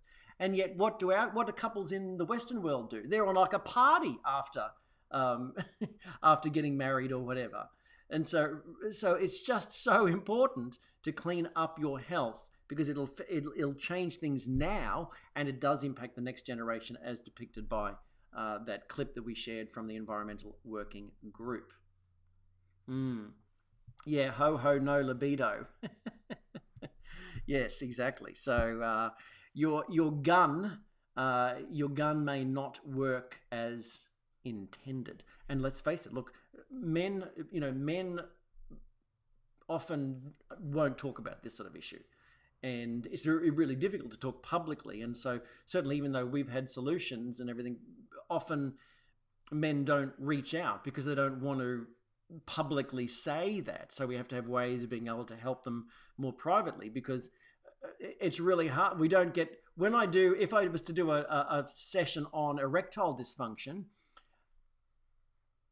but there's no comments, there's no questions, unless it's in a private situation. Anyway, yeah, ho ho, no libido. Okay, so look, we help you change to safer. So if you're looking for alternatives, then certainly reach out to us and we'll be glad to point you in the right direction. Let's jump on into the lack of nutrition issue here. Remember, we assert that there are two fundamental and underlying causes of poor health. Now, it's not everything. It's not the be-all and end-all, but to search for things beyond our grasp is fantasy. if we haven't taken care of these things? So why not make sure, rather than thinking about, have you reduced all avoidable sources of toxins? Have you looked to increase your nutrition? Do that before you worry about how to fix other things or go to this person and that this solution and everything. Do the fundamentals. There's plenty of research and books on the fact that, getting more nutrition is important. It's not new news. Dr. Weston Price published Nutrition and Physical Degeneration in 1939. Now, he saw that when he traveled for 10 years around the world looking at, cultures, really populations in their indigenous environment, in their natural environment. They all had very different diets, but they all had a lot of similarities. They were rich in nutrition and low in chemicals. They were not consuming the typical white man food.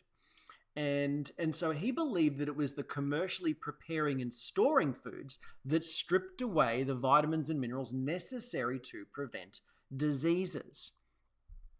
And so, the fascinating thing about this is that there were different diets. We still have, in this day and age, we have the fight over, we should eat plant-based. No, we should eat paleo. No, we should eat keto. No, we should eat... Seriously, we're all different, and we do have to pay attention to our own diet. But what the Eat Savvy diet does, by the way, is it looks at all of that and looks to find somewhat of a middle ground, the best course for most people to eat the most nutritious foods that have the least toxins and are the least inflammatory. So it's more of an anti-inflammatory diet. Yes, it is, and it can be adapted to whatever diet that you're currently on. That being said, I am a recovering vegetarian.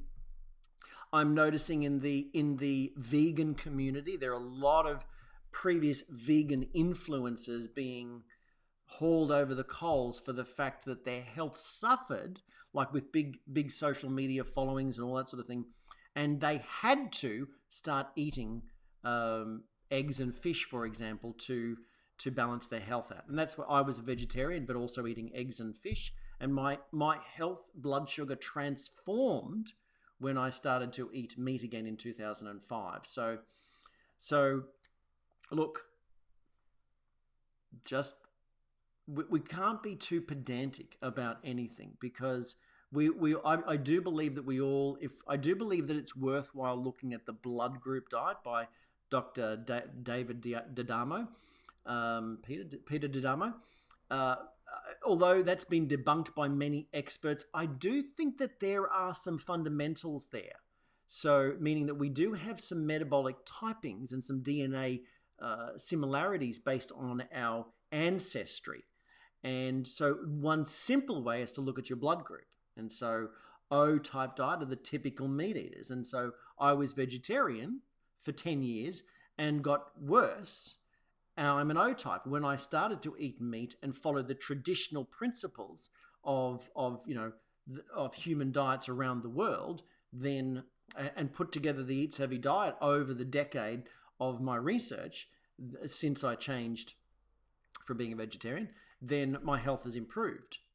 So there's 4 pillars. Dr. Kate Shanahan in Deep Nutrition says there's 4 pillars of the traditional human diet. When she studied all the cultures, there were some similarities. Number 1, fresh. It was fresh, local, in season, and a variety of foods. Fresh, okay? So how can you find fresh, local, in season things? And so in season being really important too. Fermented and sprouted. So these fermented foods, they often used fermentation to for example, preserve foods.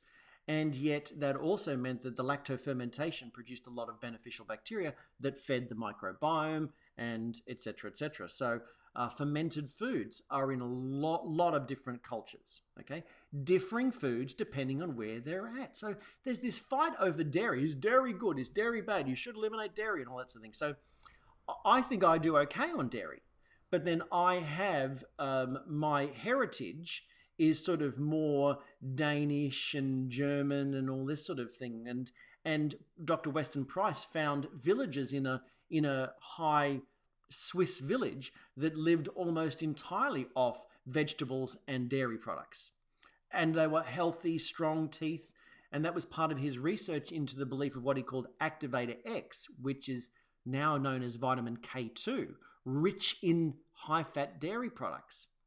And so I don't have that much milk, but I do have butter and ghee and fermented things like yogurts, and I do have raw dairy every now and then and those sorts of things. So, but some people can't tolerate dairy. But again, you've got to look at heritage and all that sort of thing. So you just have to pay attention, and there's not a right or a wrong. There is a fundamental to follow, and then we have to look either side of the fundamentals at what works for us. And we help you do that here in the Savvy team.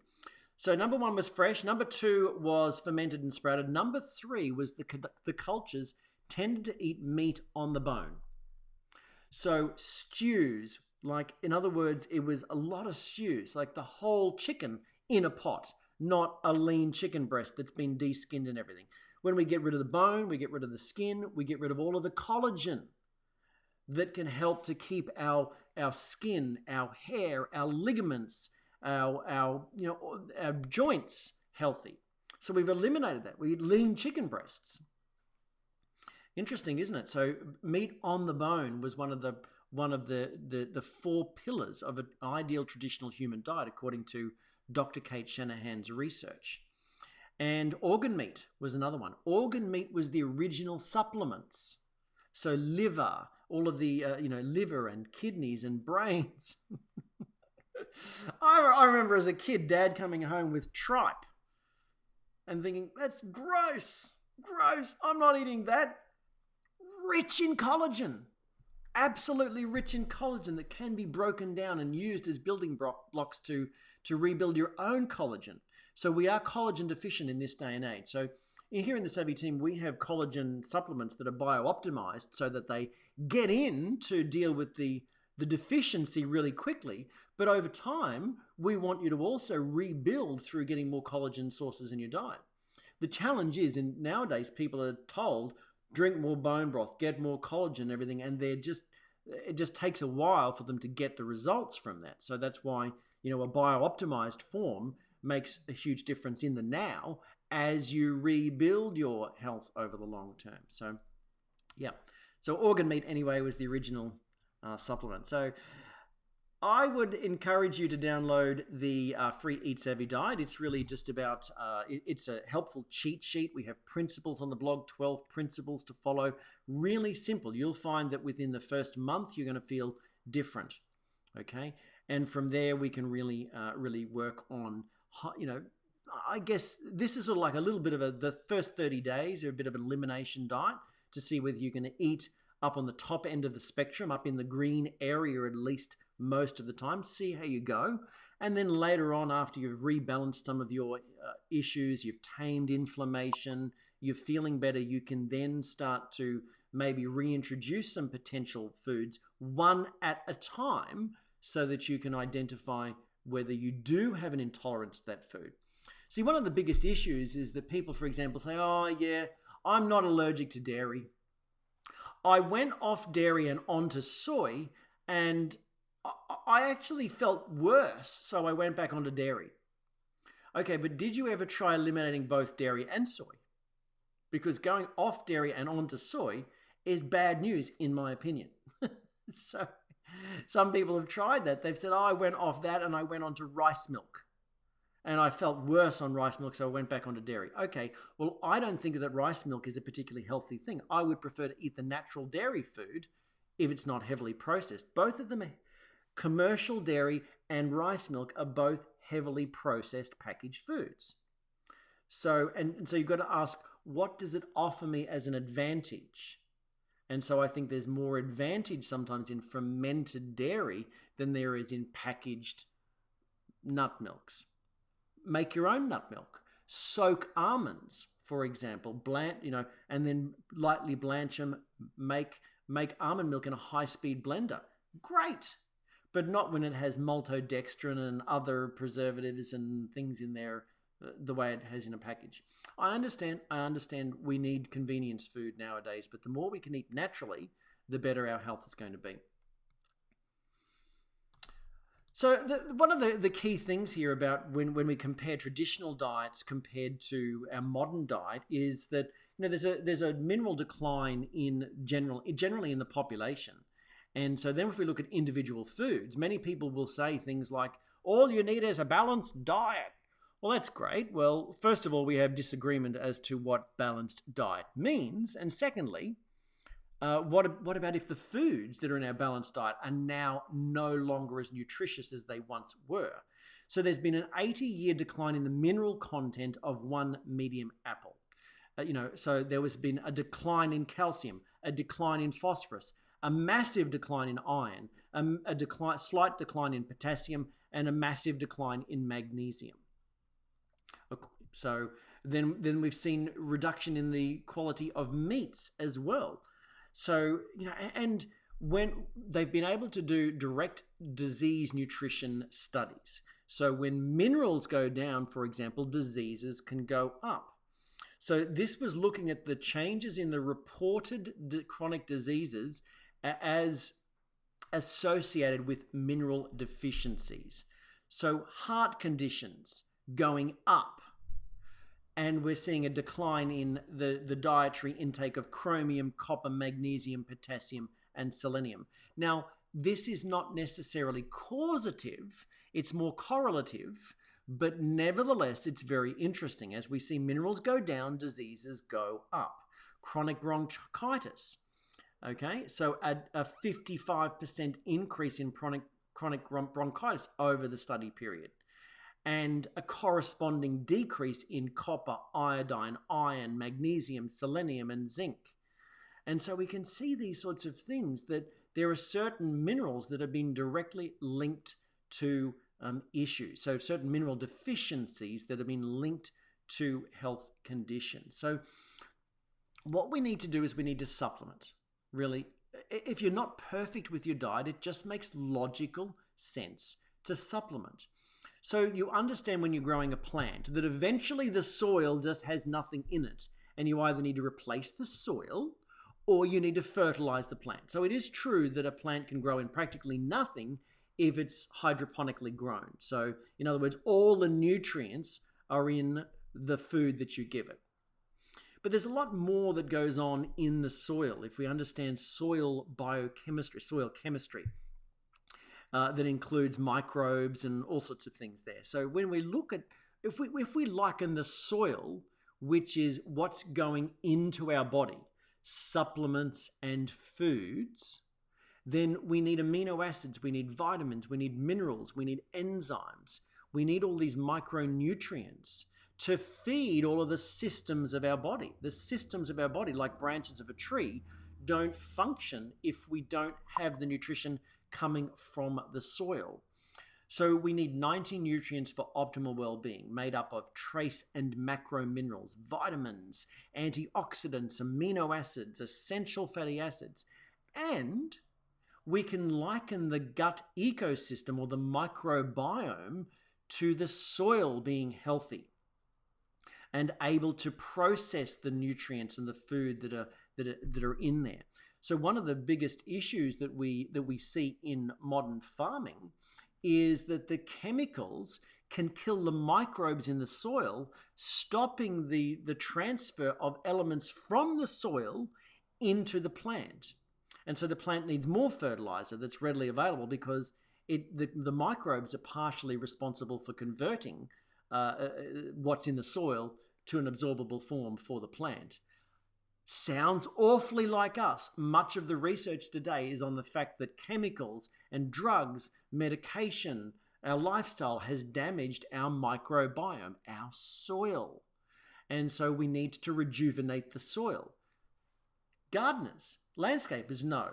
You've got to bring in, if you've got dead, dried out soil and you're doing a landscaping project, you have to bring in fresh mulch, which is like fermented foods and all the right food to put the good bacteria into the soil. So this is all covered in our Eat Savvy philosophy. So what I'd like to do is share with you a clip from Dr. Mark Donahoe, so you can hear the thoughts from a doctor on the importance of increasing nutrition. See, many doctors don't believe that nutrition is really, really important. You know, many forward-thinking and free-thinking doctors do, but it's not part of their typical training in the medical profession. So unless they've done additional research, then it's just not part of what they do. And it's also not part of their general business model.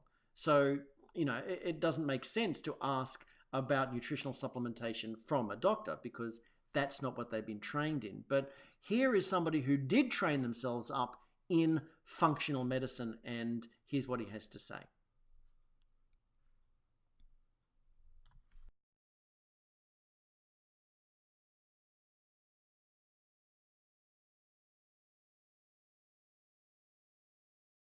If we had focused on nutrition from the early years of this century, if we had really focused on what is high quality nutrition, optimizing function of people, rather than what's the minimum you can get by with nutrition, what's the minimum daily requirements that if you maintain it won't allow you to get sick with a disease, that we could have created a healthy population, and that approach could have contributed years of quality life rather than have contributed nothing. We have put up with nutrition as just being what's required to get by, what's the basic fuel, how low can you go before disease starts to occur. And in eating away at our food, in processing of it, in the use of pesticides, in forgetting to keep the food clean, we've in fact contributed to health problems such as asthma, respiratory disease, degenerative disorders, arthritis, Alzheimer's disease, Parkinson's disease. We've contributed the so-called diseases of civilization because we've failed to notice that clean food, appropriate nutrition, high levels of the nutrients in the food naturally available to us are essential for normal function. If any aspect of your nutritional bank account runs out early, you are almost certain to become sickened at that period of time. It does mean that if we as doctors thought back on it and looked at nutrition as an insurance against future illness, that we would have been able to keep people well even during the times of their crises. Doing simple, low-cost things with supplements ahead of illness minimises the risk of illness and optimises outcomes for the people who take their health seriously. And so I don't think that there's anybody who does not need supplements or who does not need something to optimise their health. Can you get by with it? Yes, you can. If you're prepared to put up with premature death from cancer, if you're prepared to put up with chronic ill health, if you're prepared to put up with never really feeling well, then you can get by with those foods, but you're not going to live well. You're not going to be healthy. You're not going to be resilient, wake up in the mornings and feel energetic and like you want to keep on going, get the day done and then move on to something else. But when you go that extra step and you're after really good quality of health, then I think supplements have a very, very important part to play. And we certainly agree here in the Savvy team. We do think that it's very powerful. Supplementation just makes logical sense for most people because, you know, if you're seeking to change your lifestyle, if you know you haven't been on a really good diet and you've had exposure to toxins and all that sort of thing, as you're making the lifestyle changes, why not just saturate your body with the right nutrients so that you can get quicker results? Can you get by with it without nutrition? Of course. Of course, you can get by, but that depends on whether you want to get by. If you want fast results, then you put in the extra effort, and that's what we really believe, and that's why we have a whole range of wellness programs, action plans, basically to give you the fast track towards, you know, achieving the changes in your lifestyle that you'd like to achieve. Now, obviously, some people get quicker results than others based on how many changes they make. The more you put in, the more you get back out. It's always the case. So one of the fundamental all-round wellness philosophies is the Savvy 90 plan, where we really just aim to get those 90 nutrients into you, which can be obtained through just a handful of nutritional products. So it's really, you don't need to be taking 90 different things, it's just a handful of things to get those 90 nutrients. And there's a whole bunch of different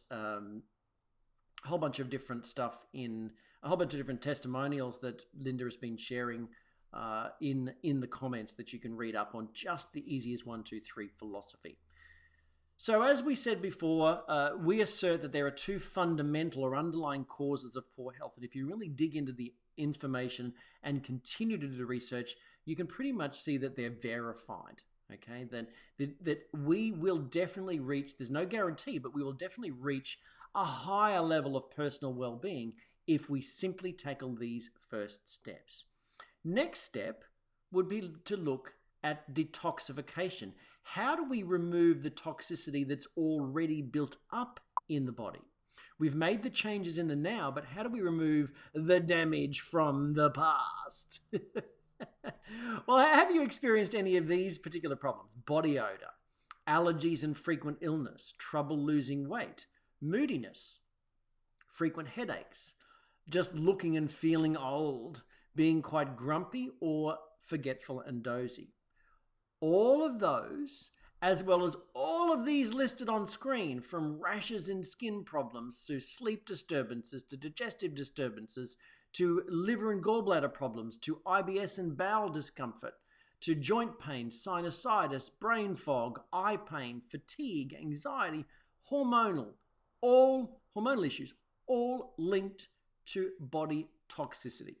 Funny cartoon here for you where it's Mr. and Mrs. Motor Vehicle there, and Mrs. Motor Vehicle says, "For Pete's sake, Robert, it's about time you saw a mechanic about those emissions of yours." And so if you have smelly emissions, then that's just another example of toxin buildup, or perhaps a dysbiotic microbiome, so or a misbalance of the bugs in your gut.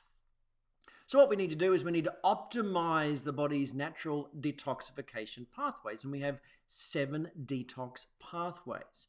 And so we like to liken them to these slippery slides in this particular image.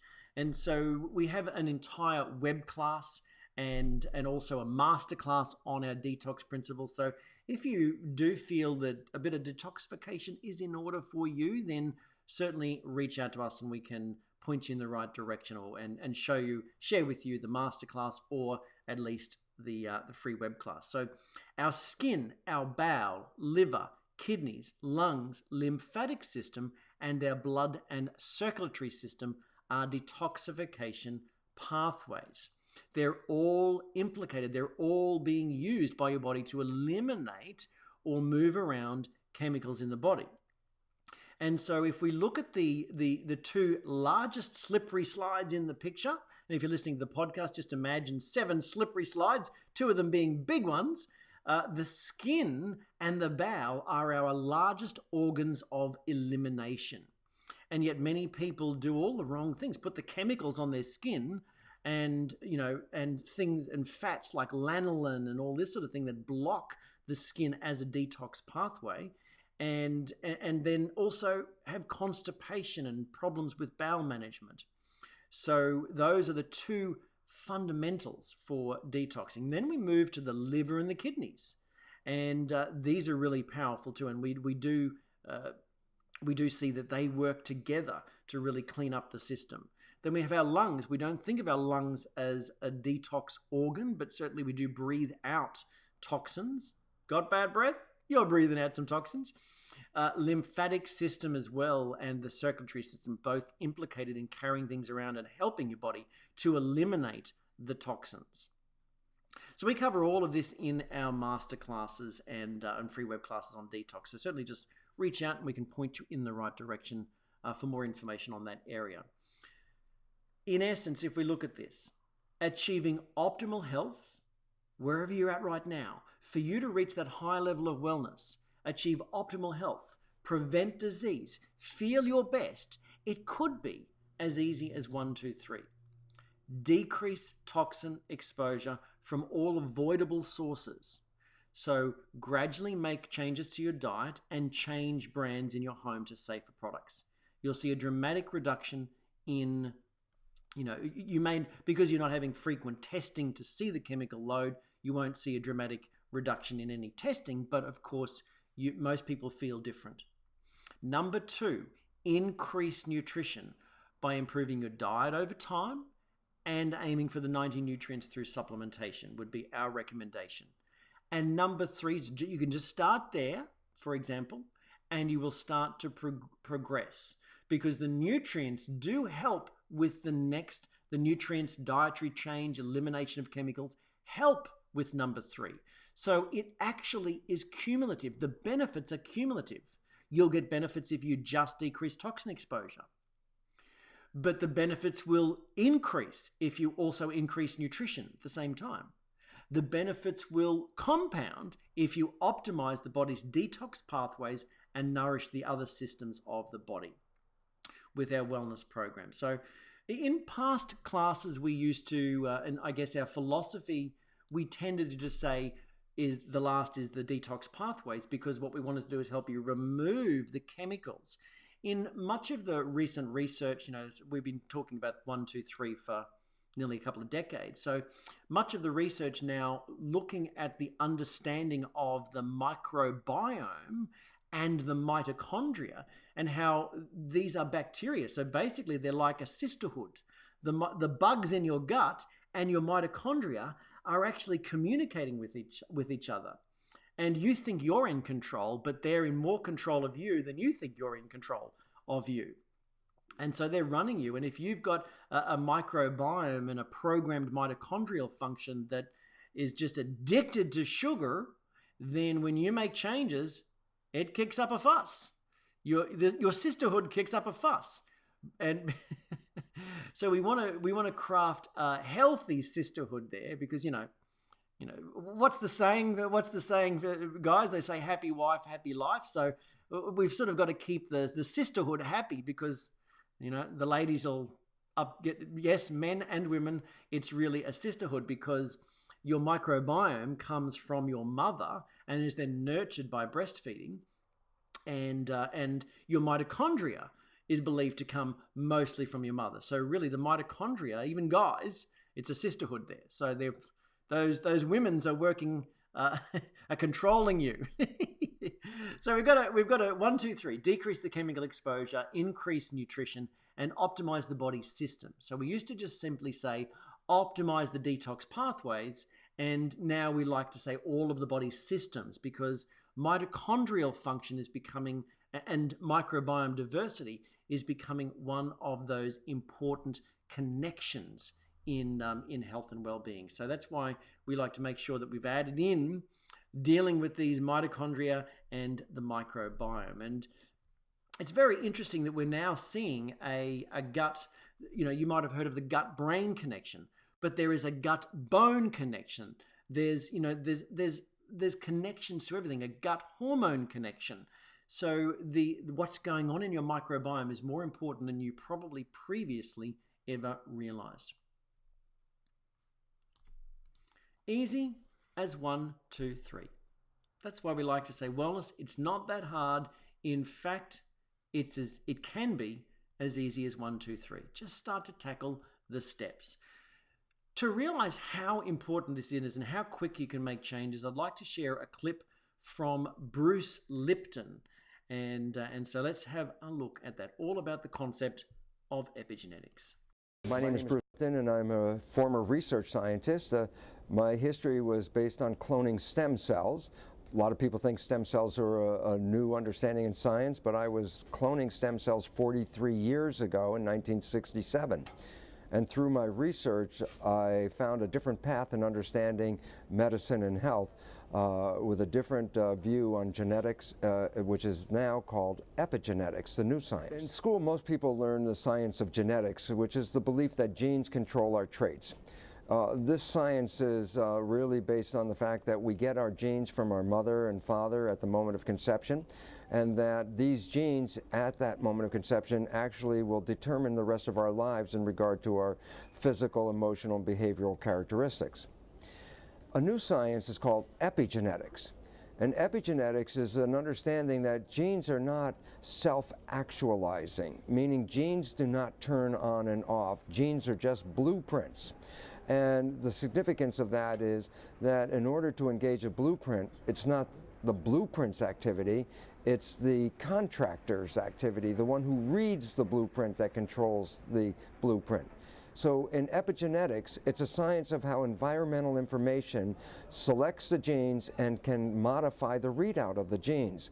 And this becomes very significant because in genetic control, the old story, we are victims of our genetics.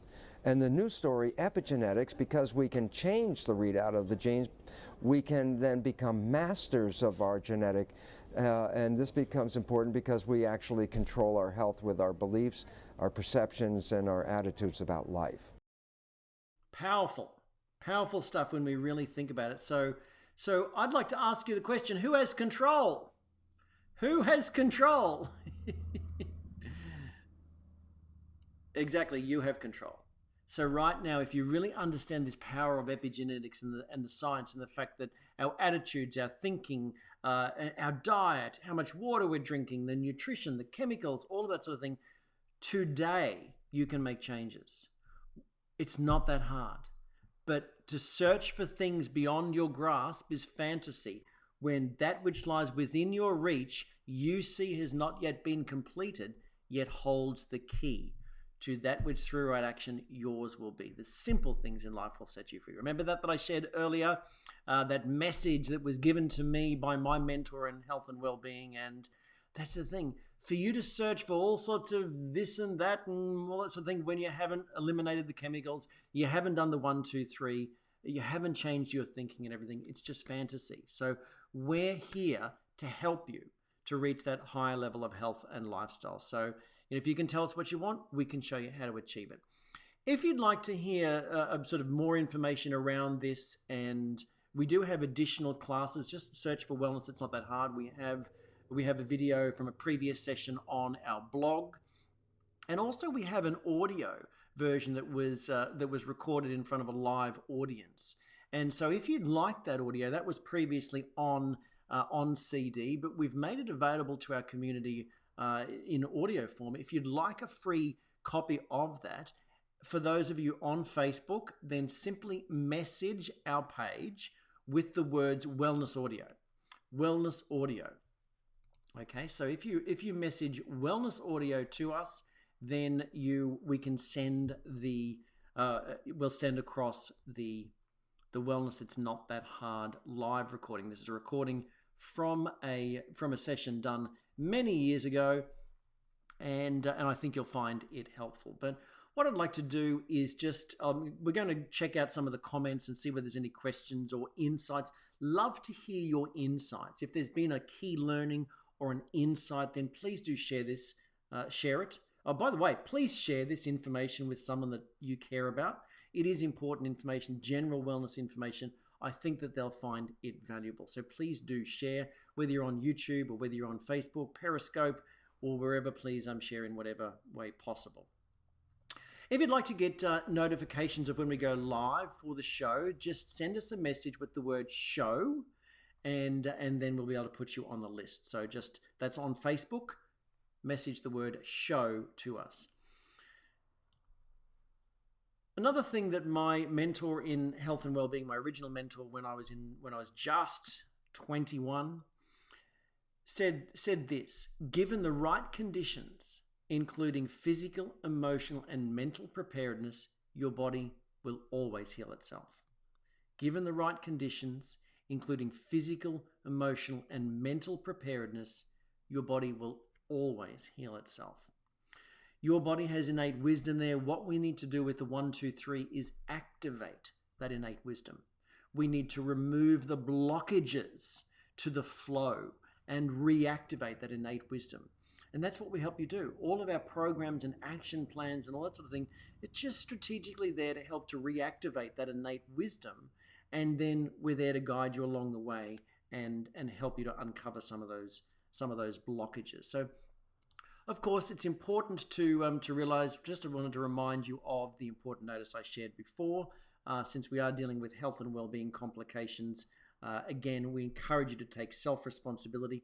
And if you have any questions as to the appropriateness of the information with regards to your own health and well-being, then please do discuss this with your healthcare provider.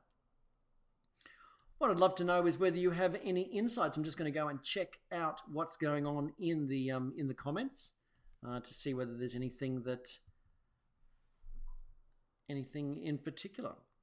So there's a whole bunch of different success stories that, especially on Facebook, that Linda has shared with everybody in the comments from other community members that have shared in previous sessions or within our wellness community that she was sharing with you here. So you can certainly check that out in the comments. But also we have a whole range. If you went to the Healthy Wealthy Wise blog, so savvy-team or savvy-team.com/HWW. If you simply go to the right-hand sidebar and click on the success stories, you'll find a whole range of people there that I talked about in this session. Want more success stories? We have most of the rest of the success stories within our private Facebook group, Healthy Wealthy Wise, or within our wellness community. So request an invitation into our Healthy Wealthy Wise group. So looking at some of these insights.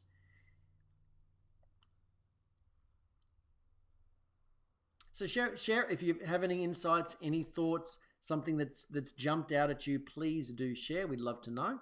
Just checking out whether there's been any particular questions here at the moment. Just one of the stories that that's been written in here from Alita. Simply changing my bathroom products, my husband's hay fever dropped away. This was a man who had a soggy wet hanky in his pocket all the time. So that's the thing. Most people underestimate the power of reducing the chemical load. Karen writing in, within 3 days of the Eat Savvy diet, my autistic son was a different child. It was like he woke up. There was eye contact. He gave us cuddles. He'd had words in the past but had lost them. And within 2 weeks, he started to get words again. Wow.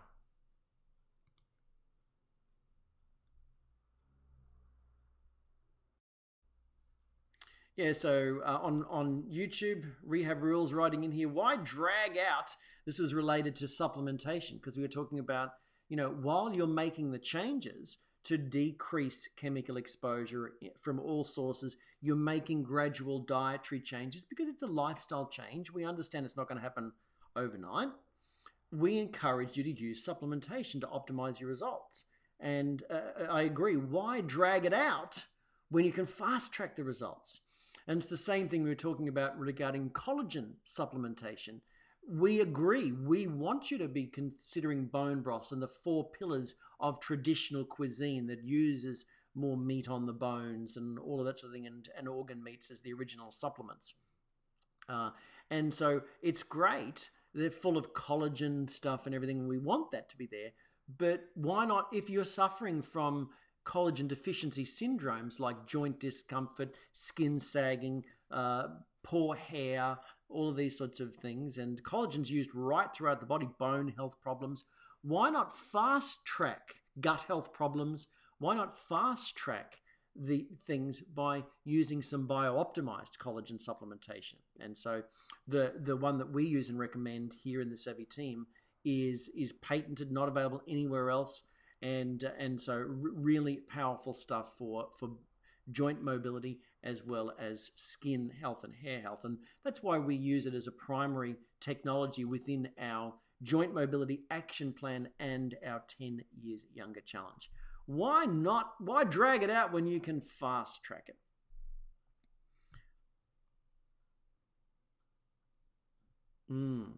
So story in from David. About a year ago, a back injury. I had a back injury, and after a month, I ran out of the products, such as, I guess, the Joint Mobility Action Plan products, for example. Before I could order again, the pain that I'd been putting up with for over a year returned. Never run out. And this is the thing. We can get great improvements in the short term with supplementation as our body rebuilds over the long term. Okay, so we can tackle some of the symptoms, but again, we've got to support the innate wisdom of the body so that the rejuvenation can happen. Given the right nutrition, the right physical, emotional, and mental preparedness, the body will always heal itself. All right. Well, thanks for your comments. If there's any questions, if you happen to be catching the replay and you have any insights or comments, then we would love to know. Please do share with us.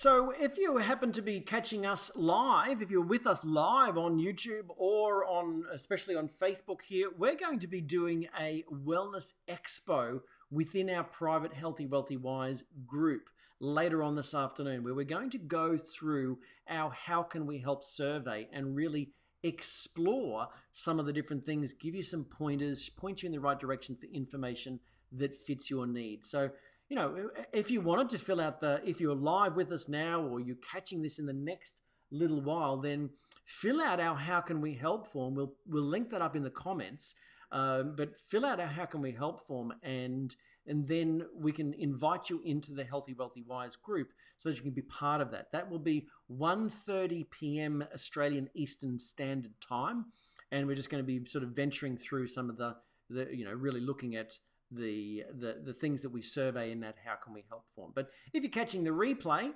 then or you're catching up on the podcast, then definitely just reach out to us and we can still invite you in and share the replay with you. So the question that we have for you is, how can we help? We'd love to know how we can help. You can message us, put in the comments, request an invitation. We would love to help you. If you've been struggling with some aspect of your health and well-being, then we can help you reach that higher level of wellness. If you just like to optimize things and you're not currently struggling, but you like the idea of reaching a higher level of health and lifestyle, then let's join forces. Let's communicate so that we can really grow together. One of the pillars of the cultures that live long, healthy lives is community. And that's what this community is all about. A bunch of people that are all sharing and helping each other to stay up to the minute with the latest research. So come join us. I think you'll be glad you did. For your best wellness journey, we believe you need a plan, you need some solutions, you need guidance, and you need community. And so if you want to cut through the confusion, basically have a guiding hand in the process of achieving optimal well-being and reaching that high level of wellness, then we can help. Just, reach out to us, become part of our community today. You can even start along the journey for free by looking at things like our Eat Savvy diet. We provide you with all of the information. The first step from here would be to request an invitation into our Healthy Wealthy Wise group, because really, if there's something you want to improve about your health and wellness, then we can guide you there. So I'd like to say thank you for being with us here for the Healthy Wealthy Wise show. Again, if the information was helpful, do let us know in the comments. If you know of somebody that really needs to hear this information or would really like the information shared, then please do share this with them. We would love for you to pay it forward. It's interesting that when we think about that whole concept of pay it forward, little Trevor McKinney in the movie Pay It Forward said, when he drew it out on the board, he sort of said, if I helped a few people with a needed favor, and they helped a few people, and they helped a few people, he said, we could change the world. And that's the thing that we're doing. There are people out there right now that need a favor in the area of their health and lifestyle. So pay it forward, share it with them.